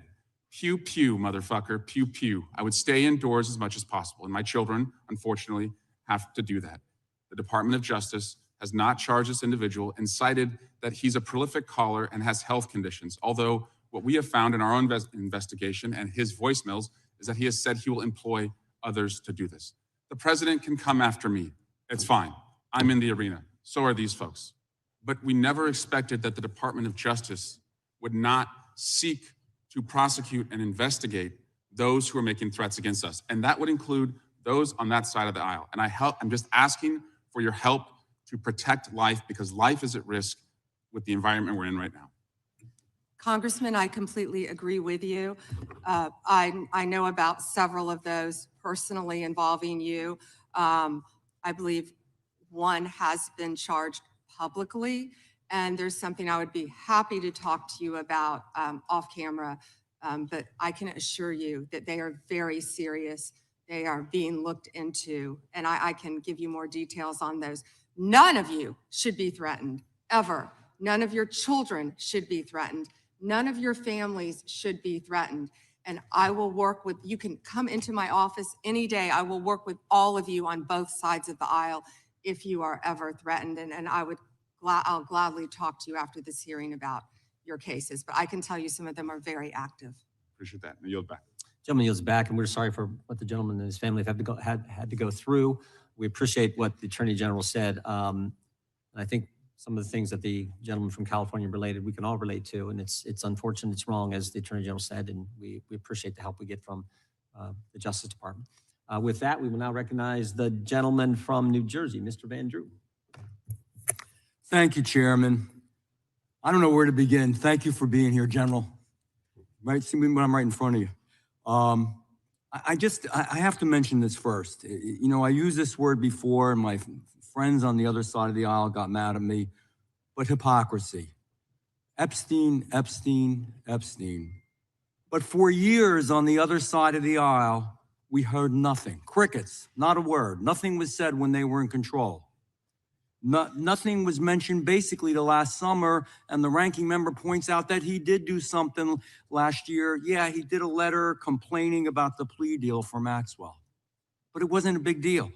Then we get a new administration, and all of a sudden it's a big deal, and they feign concern, they're upset, they're investigating. They had all these years and all this time. And in fact, Stacey Plaskett, and we all know that name, when they had a congressional hearing, Democratic member, were taking texts from Epstein on questions to ask to go after Trump.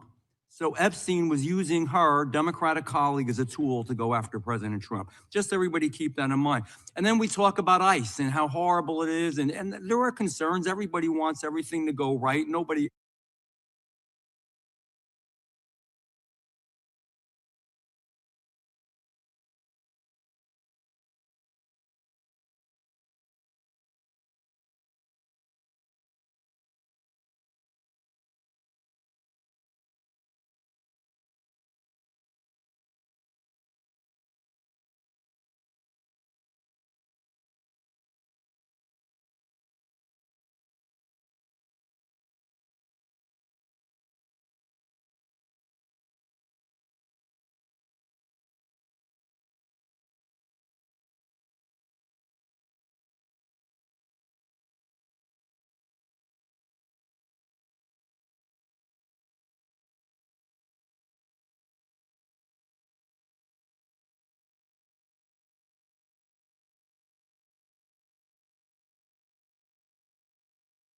This number, I'm being conservative. We were told the people weren't dangerous, but they were, General. They were dangerous, many of them. More than 300 individuals on the terror watch list during that time. Violent criminals came across, as we saw consequences where mothers and fathers, daughters and sons, children were raped, murdered, hurt, abused, beaten, trafficked, all from the drugs. My God, the drugs they brought into our babies in this country.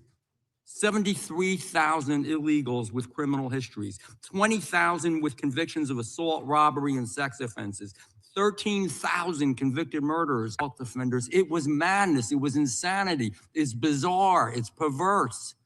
What in God's name were you doing? So we finally are cleaning this up now. We're finally trying to make it right and safe for our people. So my questions are this.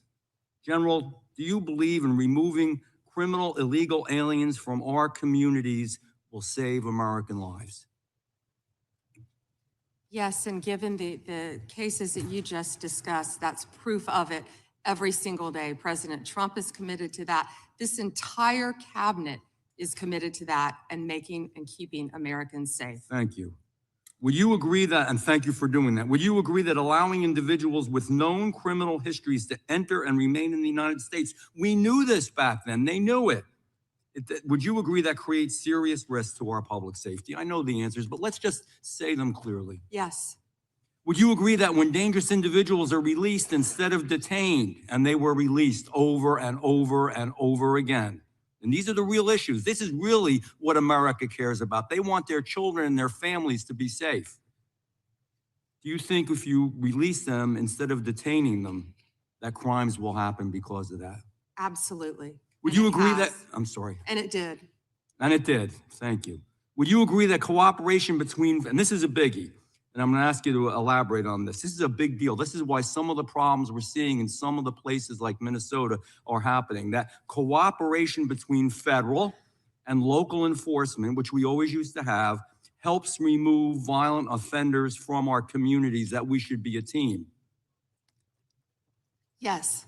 And can you elaborate on that a little bit? In other words, when the local enforcement is forced by the politicians, not their fault, not to do their job and not cooperate, why does it create the situations that we see where we have the need for crowd control? By the way, they're not peaceful. Those are not peaceful protesters. We know what a peaceful protester is. When you spit on law enforcement, when you push them, when you hit them, when you beat their car. If you can answer the question, thank you. It's time's expired.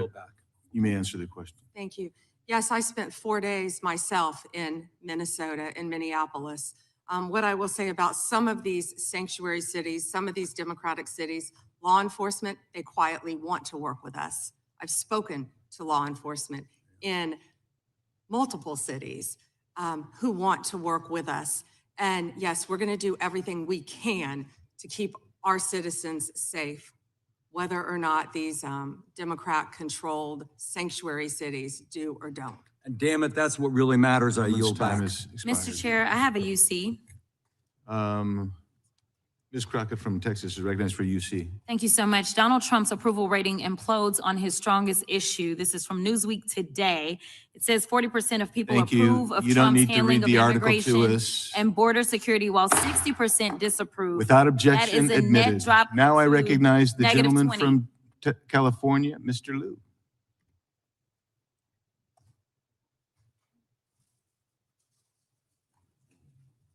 Thank you, Attorney General Bondi, for being here today. I'm going to show you two photos. Thank you. I'm going to show you two photos of former Prince Andrew. Prince Andrew attended various parties with Jeffrey Epstein.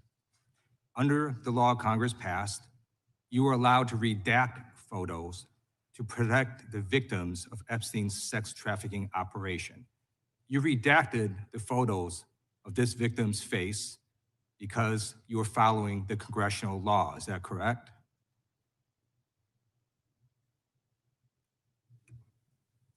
I'm sorry that we redacted the victim's Because you were face? following the congressional law, correct? Yes. Okay. You have now established that please put the photos back up, that we are looking at a sex trafficking victim. Under the Federal Victims Trafficking Protection Act, not only is Jeffrey Epstein guilty, but anyone who patronizes Epstein's sex operation is also guilty of a crime. That's why I find it absolutely despicable that you sought to protect Epstein's clients, like former Prince Andrew. Last July, you closed the case on Epstein's abusers. The July 2025 memo from your Department of Justice stated, quote, "We did not uncover evidence that could predicate an investigation against uncharged third parties." These two photos, please put the photos back up. These two photos staring you in the face are evidence of a crime and more than enough evidence to predicate an investigation against former Prince Andrew. So I ask you, Attorney General Pam Bondi, why did you shut down this investigation last July, and why have you not prosecuted former Prince Andrew? I don't believe you asked Merrick Garland these questions when he was Attorney General and set before. I agree with you. You twice. I'm reclaiming my time. I agree with you. I agree with you. During the Biden administration, I called for people looking at Epstein files. Merrick Garland dropped the ball, as did Attorney General Bill Barr. as did Alex Acosta, a whole string of failures, but you are in charge. You have the power to change things, to hold these men accountable, and you're doing the opposite. You're protecting them. So I want to move on to another man. Can I answer Donald that, Trump. though? I want to move on to another Can I answer question. your question about protecting? You answered the question. You're saying no. I love this. I want to discuss another man, Donald Trump, who is all over the Epstein files, like former Prince. Here's a video.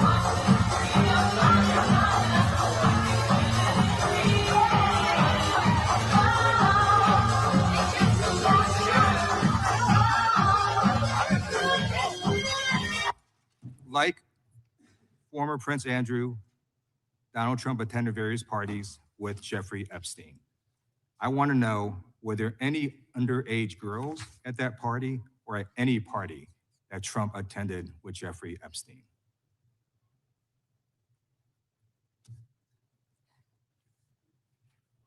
This is so ridiculous, and that they are trying to deflect from all the great things Donald Trump has done. There is no evidence that Donald Trump has committed a crime. Everyone knows that. This has been the most transparent presidency. He's the one that asked that those files. I'm reclaiming my time. I got your answer. You said there's no evidence. Trump asked Mr. Chairman, please stop the clock. Please stop the clock. The legislation.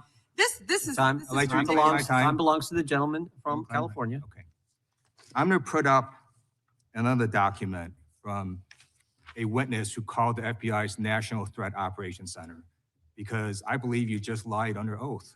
There is ample evidence in the Epstein file. Don't you ever accuse me of a crime. I believe you just lied under oath, and this is all on videotape. You said there's no evidence of crime. I'm showing you, here is a witness statement who called into the FBI's Threat Operations Center. He drove Donald Trump around in a limo. He overheard what Donald Trump said to Jeffrey on his cell phone.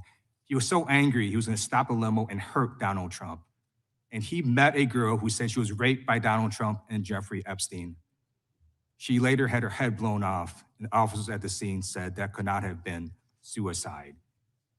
No one at the Department of Justice interviewed this witness. You need to interview this witness immediately. Epstein should rot in hell, so should the men who patronized his operation. And as we say here today, there are over 1,000 sex trafficking victims, and you have not held a single man accountable. Shame on you. If you had any decency, you would resign right after this hearing concludes. The gentleman has expired. May I respond?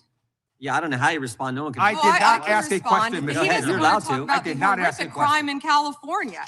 He does not want to talk about. I did not ask a question. Crime in his state. You can't just ad lib stuff. I did not ask a question. Meeting will be in order. The gentleman has yielded back his time. I think our next witness will be more than happy to let the Attorney General. Madam Attorney General, would you like to? Gentleman from Alabama is recognized for 5 minutes. You have a few minutes to respond. Thank you, Congressman. This is what Congressman Liu didn't want to talk about. He didn't want to talk about all the crime that is happening in his state.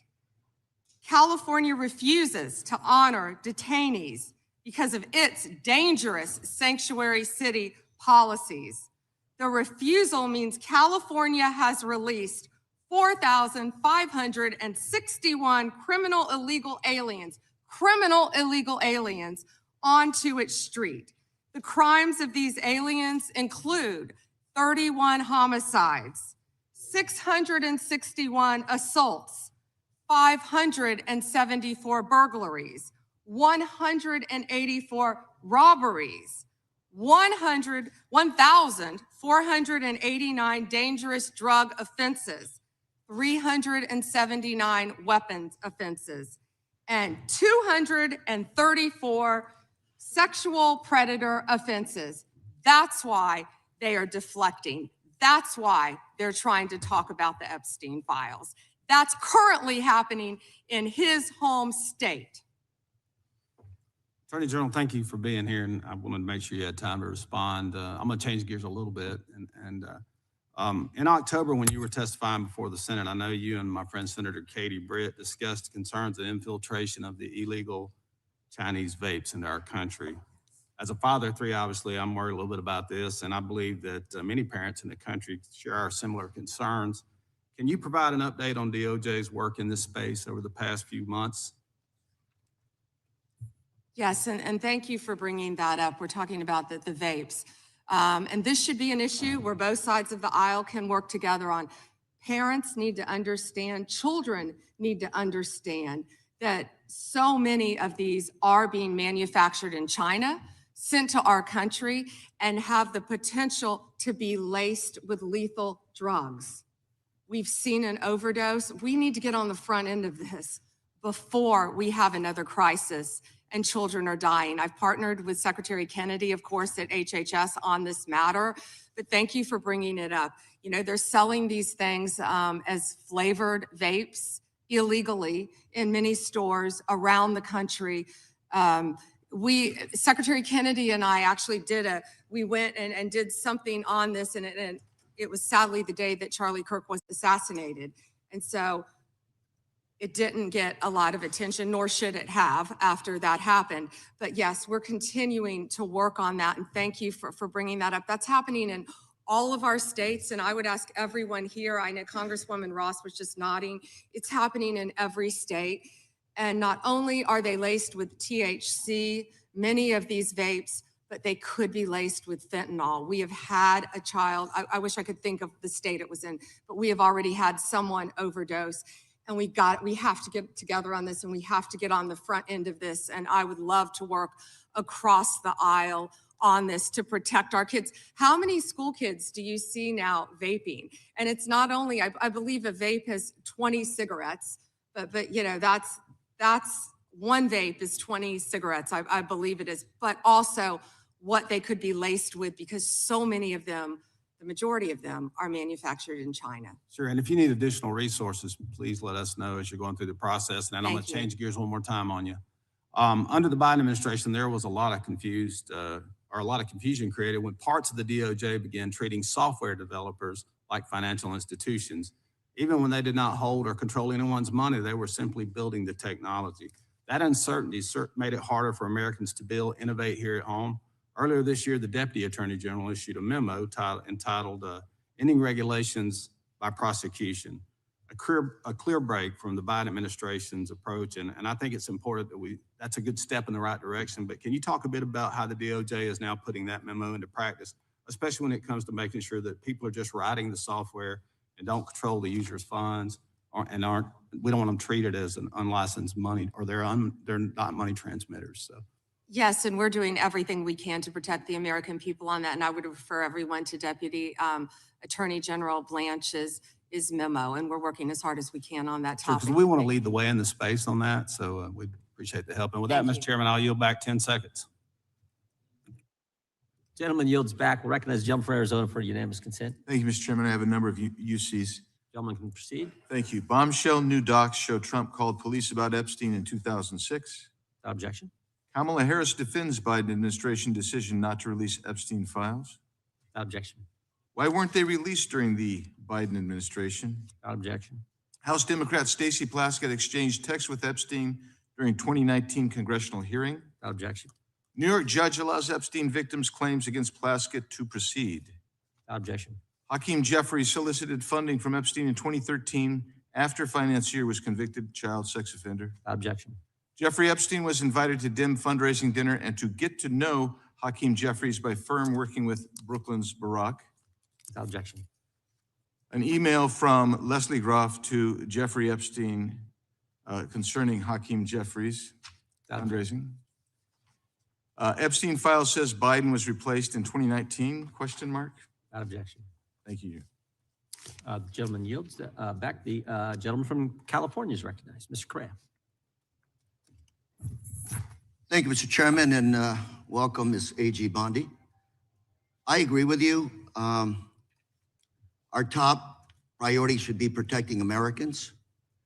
In my past life in the California State Legislature, I did a lot of work on solving sex crimes, passing legislation to update our codes. And I found that the biggest challenge to solving sex crimes is reporting them. Victims have to have the guts to stand up to report those sex crimes. But it's not easy. It's the most unreported sex crime there is. Crime there is sex crimes. It's painful, humiliating. A lot of time the victims don't think anything's gonna come out of their reporting these crimes. Then we have adults who as children were molested, boys and girls who will live in silence for the rest of their life. I believe the Epstein files are just one of many sex rings, sex crimes taking place in our society today. I hear 1,200 Epstein victims, some additional victims as young as 9 to 10 years old. The challenge I have today, what bothers me today about this hearing, Madam AG, is what's the message we're sending out there on Main Street? Shouldn't ask a question I don't know an answer to, but I'm gonna ask the victims behind you right now. First, can you please stand up?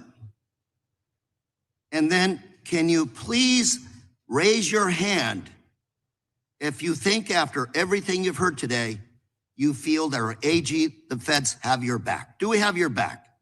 Raise your hand if you're confident that we got your back. And that's the issue, Madam AG. We've got to make sure that victims stand up and report the crimes. Otherwise, we're going to be taking a step backwards. Today, AI, cyber, social media, the new realm for people to be hurt, attacked sexually. These are the areas I'd welcome the opportunity to work with you on. It's not your problem. It's not my problem. It's our problem. But to have redacted files that are not showing us the names of these predators is wrong. These are very powerful people. This was a very expensive business, and we don't know who they are. I would imagine they're very prominent Republicans, very Republican Democrats, and we are covering up for them. We got to know what's going on out there, Madam AG. It looks like you want to say something. I'm going to give the opportunity to address my statement. I look forward to working with you on any crimes involving child sex predators, children, and also cyber crimes. That is a tremendous problem now throughout our country. AI, you are correct. AI is causing great problems online we're working on that though. AI is an incredible tool, but it also can be fraught with peril with victims of crime. I've experienced that with someone I know who we've been trying to help. I look forward though to working with you on that and all Madam, cyber crimes. Can I? Please, go ahead. And as I said before, to any victims, we ask them to come forward to our office and we want to work with them. I have never not worked with a victim, and I believe I've actually spoken to several of the Madam, victims' if I can reclaim my time, I only have a minute. behind me. I can reclaim my time. I just think we start out by making sure those redactions are unredacted, those Epstein files, to make sure that the public, according to the law, following the law, that those names in those files are made public. We have to make sure we tell those predators there is no place for them to hide, and if they commit the crime, they're gonna fry for it. It starts with showing us the names of the perpetrators in the Epstein files. May I respond to that? Sure. Okay. So if any man's name was redacted that should not have been, we will, of course, unredact it. If a victim's name was unredacted, please bring it to us and we will redact it. We were given 30 days to review and redact and unredact millions of pages of documents. Our error rate is very low, but the victims are right behind you. We've got to convince them that we're doing a good job everything of we can protecting to help the them. victims. We will Thank do you, everything Mr. we can. Chair, I'm out of time. Gentleman yields back. The gentleman from California, Mr. Kiley, is recognized. Thank you, Mr. Chair. Good morning, Madam Attorney General. I wanted to return to a point that the chairman raised at the beginning of this hearing, which is these jurisdictions that refuse to honor detainer requests from immigration and customs enforcement, often called sanctuary jurisdictions. Now, I know that you are not involved directly in immigration operations per se, but you do deal with the legal issues surrounding these jurisdictions. So let's say we have someone who's here illegally, who has committed a crime that, like the thousands of people you mentioned in California, murderers, sexual predators, drug traffickers. If that individual is in detention in a jurisdiction that has a sanctuary policy where they do not honor ICE detainers versus in any other jurisdiction where they do, how does the nature of apprehending that person, how does the nature of ICE's involvement in that operation differ in those two circumstances? Well, I believe you've seen that in Minnesota, where people were not cooperating with us. I believe there a lot of local law enforcement did want to cooperate, but we are doing everything in our power to arrest and deport illegal criminal aliens, and that is not going to stop under Donald Trump's administration. You know, why sanctuary cities are so dangerous, what we've seen in Minneapolis. Where do all the criminals go? The gangs, TDA, MS-13, where are they gonna go? They're gonna go to a sanctuary jurisdiction because they believe they're protected, and that's not fair to the citizens of those cities. Yeah, and this is a point that there at least used to be a lot of consensus on. The idea that, you know, it's better to do a handoff to the immigration authorities in a custodial setting rather than releasing them where they have to be apprehended in the community. This is Alejandro Mayorkas when he was before this committee, not exactly a paragon of border security, but he said, I do not consider it in the service of public safety to release an individual into the community when that individual can be released to immigration and customs enforcement for prompt removal. Now, his words are one thing, his actions are another. But when you have jurisdictions across the country, including my state of California, doing systematically precisely the thing that even Alejandro Mayorkas said threatens public safety, I mean, what does that say to you? It's a danger to the citizens of your community, and thank you for fighting to protect them. Absolutely. And, you know, we're having this conversation right now in relation to Homeland Security funding. And I believe there are some common sense reforms that have been proposed that folks on both sides would agree make sense. But those reforms have to go hand in hand with reforming this reckless practice of refusing to cooperate, refusing to honor detainers, and declaring oneself to be a sanctuary. So I'm hoping that we can find bipartisan support for what has long been a bipartisan principle.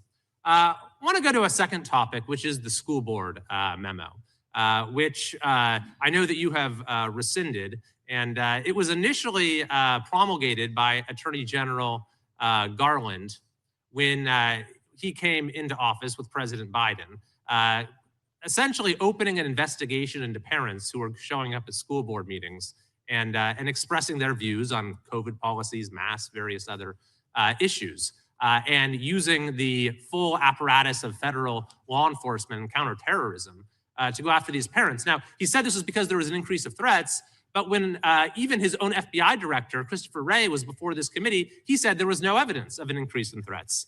Yet nevertheless, when I asked him if he regretted the memo, Attorney General Garland said there was absolutely nothing wrong with the memo. Now, I take it you disagree with that, having now rescinded it?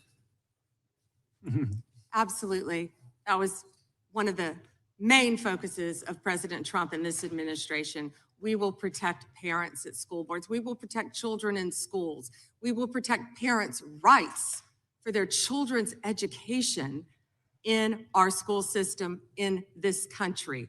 We will protect Christians. We will protect everyone who wants to freely protest. If Christians want to protest in front of an abortion clinic without being arrested, they will do so. Thank you very much. And finally, I thank you for your efforts to step up the detection and rooting out of fraud. My home state is California. Any idea if there might be any fraud going on in California? Well, we are establishing, as you have heard, a fraud unit, and I'm sorry you're having to deal with that in your state, but the cavalry's coming.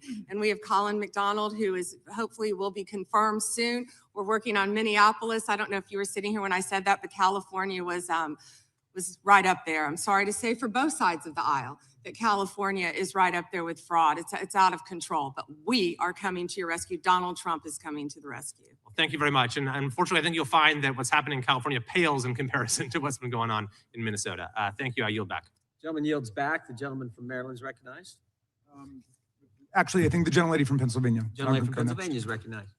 Thank you, Mr. Chairman. Ms. Bondi, I'm here. On September 25th, President Trump signed a memorandum known as NSPM 7, purporting to address domestic terrorism.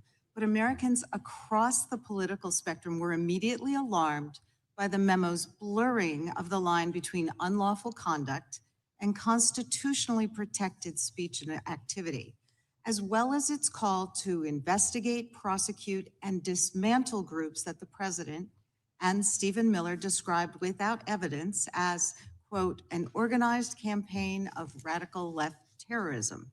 Now, counterterrorism experts were further alarmed by the administration's singular focus on left-wing extremism, combined with the sudden deletion from the DOJ website of decades of research and law enforcement analysis, which had concluded that right-wing extremism poses the greatest terrorism threat to Americans. The president's memo broadly and vaguely links violent conduct to ideologies, and it targeted specifically anti-American, anti-Christian, and anti-capitalist beliefs, as well as, quote, hostility to so-called traditional American views on family, religion, and morality, end quote. President Trump has repeatedly and openly, however falsely, tried to brand his political opponents with these sentiments listed in his memo. But as you know, as a lawyer, holding beliefs that the White House disagrees with is not a crime. And the statute defining domestic terrorism requires criminal acts, not just thoughts and ideas. That's why legal experts, nonprofit leaders, religious freedom, and civil rights advocates immediately raised the alarm that the new presidential directive was a politically motivated attack on civil society designed to silence those who disagree with the administration. So, Ms. Bondi, Section 3 of that memo directed you, as Attorney General, to submit to the President and Stephen Miller a list of groups or entities whose members are engaged in acts that meet the definition of domestic terrorism. And then on December 4th, you directed the FBI to work with a variety of law enforcement entities to compile a list of groups and entities engaged in such acts by January 3rd, 2026, and to update that report every 30 days thereafter. So can we assume that you or persons under your direction at the Department of Justice have prepared that list of groups or entities who are designated as domestic terrorist organizations? And I just remind you, that's a yes or no question. Did you prepare the list? I'm not going to answer it yes or no, but what I will say is I know Antifa is part of that. I will talk to you about that. I'm reclaiming my time. I asked you whether you an prepared Antifa member a was list. arrested in Minneapolis I'm federal court reclaiming for my cyber time. stalking. Did you They have ask a question list? and don't want an answer. The answer is yes or no. Time belongs to the gentleman from Pennsylvania. Gentleman, lady can proceed. Okay. So will you commit to providing this committee with any list of organizations that you have recommended be designated as domestic terrorist organizations? We will comply with the law in all matters. Will you commit to provide this committee with your list of entities that you recommend be designated as domestic terrorist organizations? I'm not going to commit to anything to you because you won't let me answer questions. Okay, well then we do understand that your current position is that you have a secret list of people or groups that you are accusing of domestic terrorism, but you won't share it with Congress. And I'd remind you that when the US government designates an entity as a foreign terrorist organization, it must report that to Congress and to the entity, because the government can make a mistake and the entity has the opportunity to contest it. So your position seems to be that if you falsely designate an American or an American organization as a terrorist group, there's nothing they can do about it. I think we get it. You don't want to answer the question. No, you don't get anything regarding public safety. Thank you. Nothing. Thank you for the insult. It's clear you didn't come to Congress prepared to answer questions that the American people have every right to have answered. But if you were to prepared to answer truthfully, here's what we expect the facts to show. The administration is keeping lists of Americans who the White House says are engaged in domestic terrorism. Those lists could include Americans who have not committed any acts of terrorism, but simply disagree with this administration, people like Renee Good and Alex Preddy. And your list may include clergy, elected officials, and members of indivisible groups across the country. And those lists likely don't include Proud Boys or Oath Keepers who were actually convicted. Americans have never tolerated political demagogues who use the government to punish people on an enemies list. It brought down McCarthy, it brought down Nixon, and it will bring down this administration as well. And you were right. I yield back. That's why we're so glad they rescinded the That's right. memorandum targeting parents. For goodness sake, as the gentleman from California just pointed out in his 5 minutes, the gentleman from Kentucky is recognized for 5 May I minutes. respond very briefly to her statement? Well, I think we can do that Okay. probably on Next. one of our members' time. Okay, thank you. I don't want that to get away. Thank you. Yep. Thank you, Mr. Chairman. Behind me, I have 3 documents from the DOJ production that are emblematic of the massive failure of the DOJ to comply with the Epstein Files Transparency Act. To my right is an email that was sent by the victim's lawyers to the DOJ. It was a list of names not to redact, a list of names not to release. What did the DOJ do with this email? They released this email in the document production. Literally the worst thing you could do to the survivors, you did. And they're getting phone calls. A lot of these people didn't want to be known. And we know you touched the document because you redacted one name and you redacted the lawyer's name, but you left the survivor's name there. The next document I want to show you, that was in the title, the victims' survivors' names, all right? The title of this one is Child Sex Trafficking, Co-Conspirators, fully redacted. And by the way, I'm going to unredact them here. Les Wexner is in this. Now, your your deputy attorney general said, oh, well, he appears hundreds of times in the files, but he doesn't appear in this file until I forced you to release it, where he's listed as a co-conspirator, not to tax evasion, but to child sex trafficking, not to prostitution, not to money laundering, child sex trafficking.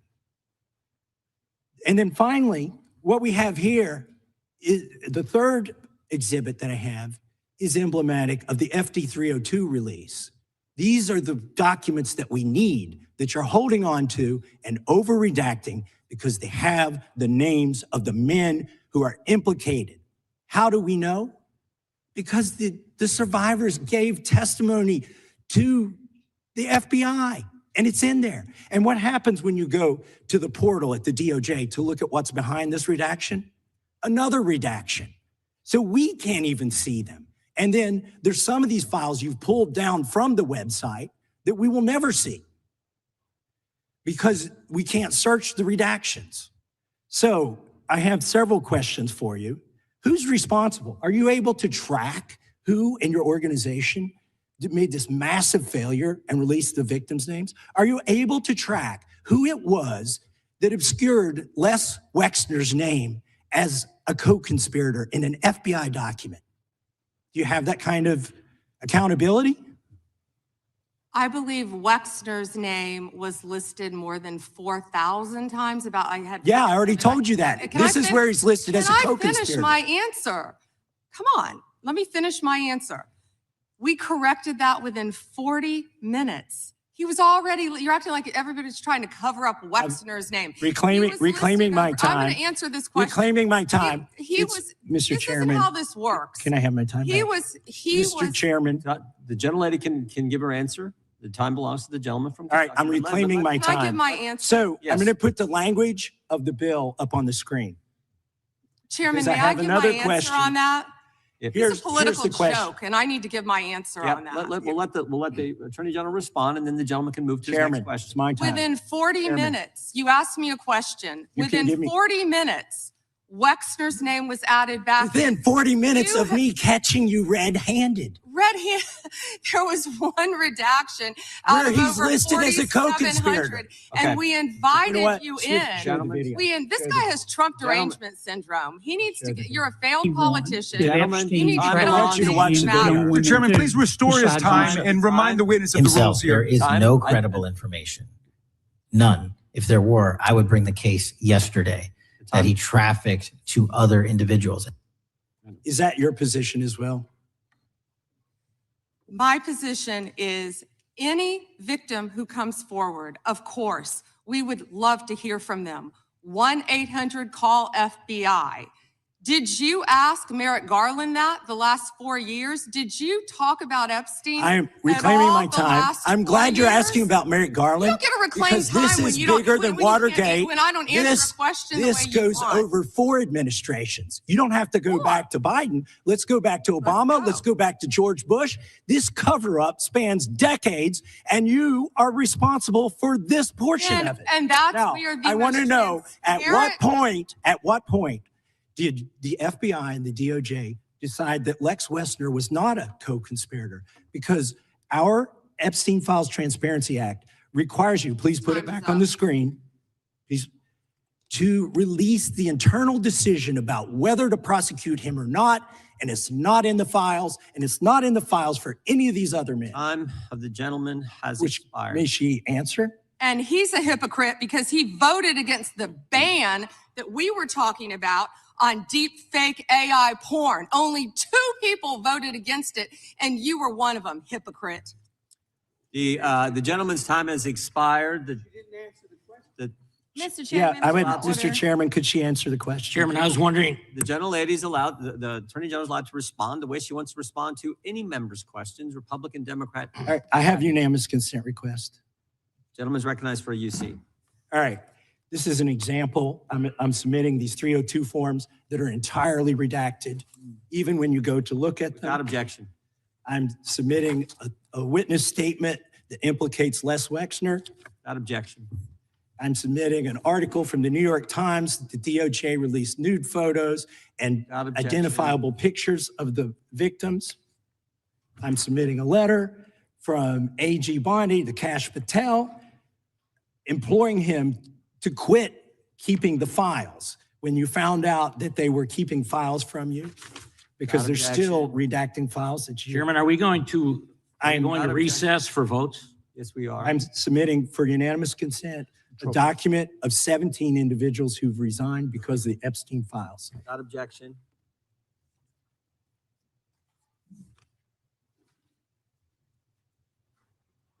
Just want to check on how much time we have left in votes, but one thing I've learned here of late that they'll wait on us. How much time do we have? Oh, they just called. Okay. The chair now recognizes the gentleman from Maryland. And thank you, Mr. Chairman. I want to start by saying I appreciate what you said, Attorney General Bondi, and you said it to me personally, that you take the personal security of every member of Congress seriously and that people can contact you about that. And in these times, that's a very serious matter. So I thank you for that. Article 2, Section 1, Clause 7 of the Constitution is the Domestic Emoluments Clause.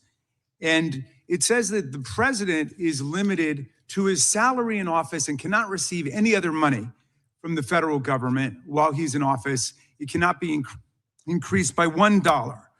This president is the first president in U.S. history who has repeatedly sued the federal government for $230 million for the judicial search warrant at Mar-a-Lago, which was perfectly lawful and was never struck down.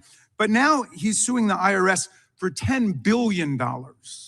He's suing the IRS for $10 billion, which I think is around 80% of its annual budget, because his tax returns were leaked. And they were illegally leaked by a private contractor who actually is in prison now, Charles Littlejohn, but he wants $10 billion. Now, but I want to ask you the question of whether you think it would violate the Domestic Emoluments Clause for you to settle that $10 billion case or any of the other claims that the president has made against the government. He himself has remarked, it's interesting because I'm the one that makes the deal, right? And he says, I kind of have to work it out with myself. Do you think it would violate the Domestic Emoluments Clause for the president to work out a deal from people who are his subordinates under his unitary executive theory to get money in one of these cases? I'm not going to discuss pending litigation.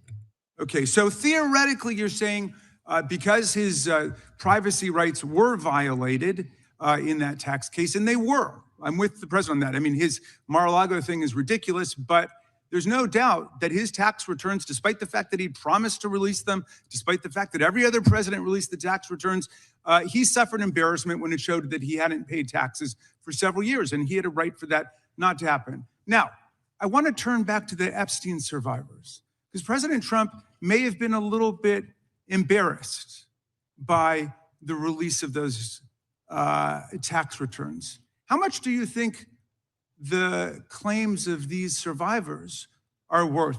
As the good congressman from Kentucky just pointed out, there were lots of survivors who had decided, for reasons of their own, never to release their names. That determination was represented to people in Congress, and we built it into our federal law that their names could not be released, and yet you published their names, their phone numbers, their addresses, personally identifying information. If Donald Trump can get $10 billion theoretically from the Department of Justice, how much should these people get for a far worse violation of their privacy rights and a far greater danger established to them in their lives? Do you even know who Chase Mulligan is? You're so obsessed with, you don't, do you? I'm going to teach you the rules again. You're the Attorney General of the United States. We have rules here. You're obsessed with him. You're the Attorney General of the United States. You're obsessed with Donald Trump. You have Trump derangement syndrome. Mr. Chairman, I'd like my time restored. I'd like my time restored. In your district. In your district, and you don't even know about it, about keeping children safe from online predators. Time belongs to the gentleman from Maryland. Gentleman can proceed. Yeah, and I want the whole country to look at this, because this is the Attorney General of the United States, whose job is law enforcement. We've never had a witness who has misunderstood our rules and been unable to conform his or her conduct to our rules before. We have only 5 minutes, and so we use our time to ask you specific questions. How long are you giving me to Excuse me, I'm not yielding to you right now. I'd like that second restored too. So, Ms. Bondi, the way it works is we ask you a question and you answer it. And if you go off on a wild goose chase, another tangent, you start reading statistics or you start talking about stuff going on in our district. And by the way, I invite you to my district. Come to my district, but that's not what we're here to do today. Okay, so, and you do that, then we're allowed to say we reclaim our time. At that point, you have to be quiet. You have no choice. You have to be quiet. So I hope you understand the rule at this point. Now, here's what I want to ask you. You're in law enforcement. We've seen all kinds of evidence of crimes. And when we go over to the Department of Justice for the 4 computers for every member of Congress, we see more evidence of crimes. Will you create a joint task force of the Department of Justice and governors and state attorney generals and district attorneys across the country to investigate the crimes that have taken place against these victims and more than 1,000 like them? The DOJ is not doing its job. Will you create a task force with state and local law enforcement to make that happen? Gentlelady can respond if she wants to. Thank you, Chairman. He called Chase Mulligan a wild goose chase and didn't even know who he was. He is a defendant in your own district who preyed on girls. Mr. Chairman. Well, you know what? If he were part of the Epstein investigation, you wouldn't do anything about it. Online chat rooms and committed sextortion. Yet he didn't even know in your tiny little district who he was. Mr. Chairman, she's embarrassing you. He's about to be This is your committee, and she is embarrassing you. Shame on you. The time of the gentleman has expired. I would remind the committee that last Congress, Secretary Mayorkas was here numerous times, and he wouldn't answer our questions, even when we sent them to him ahead of time in writing. So that's what we've had to deal with. I think the Attorney General is doing just fine. We have votes shortly. I will go to the gentleman from Virginia, and then we will take a break to head to the floor. I thank the chairman, Attorney General Bondi. Thank you for being here. And I wanted to thank you for your work at DOJ in restoring the rule of law, encouraging transparency surrounding Jack Smith's partisan investigations into President Trump, declassifying information about the Russia collusion hoax, cracking down on sanctuary jurisdictions, and establishing the National Fraud Enforcement Division. Let me first go to securing the border and immigration enforcement. Our new governor has recently rescinded 287G cooperation between the state and ICE. Can you talk about, have you evaluated the public safety impact, how that would affect safety in Virginia to withdraw that support and what that would do to activity, criminal activity involving illegal immigrants in Virginia? Yes, it would be detrimental. And as you know, Congressman, one of the top members of MS-13 in the entire country was living in Virginia, in a suburb, among all of us, living not even probably half an hour away from where we are now. And the cooperation previously with the governor, with the members of the state of Virginia, helped catch him and take him off our streets. An illegal MS-13, one of the heads for the entire country, was living in Virginia. And it's a shame that that's happening now. And thank you for talking about it, because we're going to keep America safe. And when people feel like they can flee to these cities and states and be safe, they can't, because Donald Trump is going to protect Americans.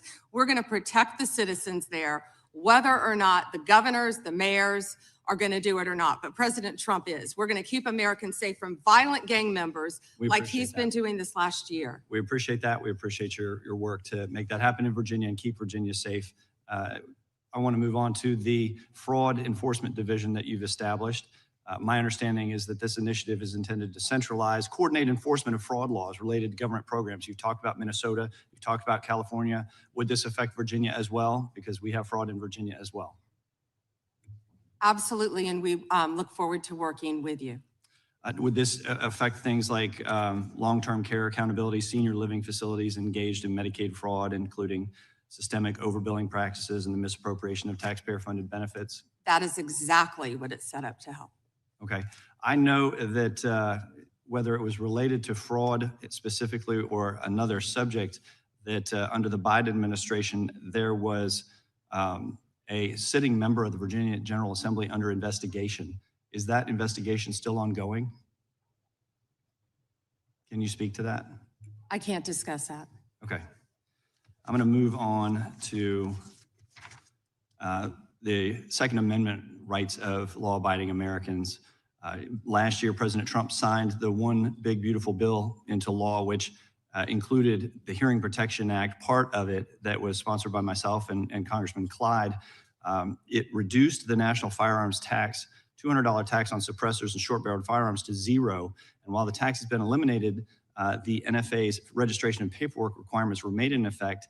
And your DOJ has said that that would, even though the tax was reduced to zero, that the registration requirement is still somehow necessary, even though with regard to Obamacare and the Affordable Care Act, when that mandate was, when that tax penalty was reduced to zero, you decided that the mandate was no longer necessary. How are you justifying the existence of this registry? Congressman, that's pending litigation right now. It is, and I hope Yes, you would and I can't discuss reconsider. it. You would reconsider that. I yield back. Gentleman yield. I yield to the chairman. I think that Attorney General Bondi, why did Jack Smith have to pay some secret source $20,000 of taxpayer money? Do you know the answer to that? I can't discuss anything on that matter, but that's a good question, Chairman Jordan. Well said, it's a good question, because he subpoenaed just about every Republican in this town, got half the Congress's phone numbers if you were a Republican. But he has to pay some secret source a bunch of taxpayer money. We'd like to know, the committee would like to know, how many other sources he paid? Was it more than $20,000? Why he had to do those things? We'd like to know when you can, if you could get that information to the committee. I think when you think about the guy who was trying to put the President of the United States in prison, ridiculous as that whole thing was, we'd kind of like to know the answer to that if you could. And with that, we're going to stand in recess. We will go as quickly as we can and vote. We have 2 quick votes on the floor, and we will be back. There's actually some lunch if you all need it. We have for our members, and since you're back here, you can have some. We normally have plenty. Mr. Chairman. We'll take a recess. Before you gavel out, can I ask for unanimous consent to enter to a record the article entitled Inside Trump's DOJ, dated October 16, 2020? Without objection, we stand in recess.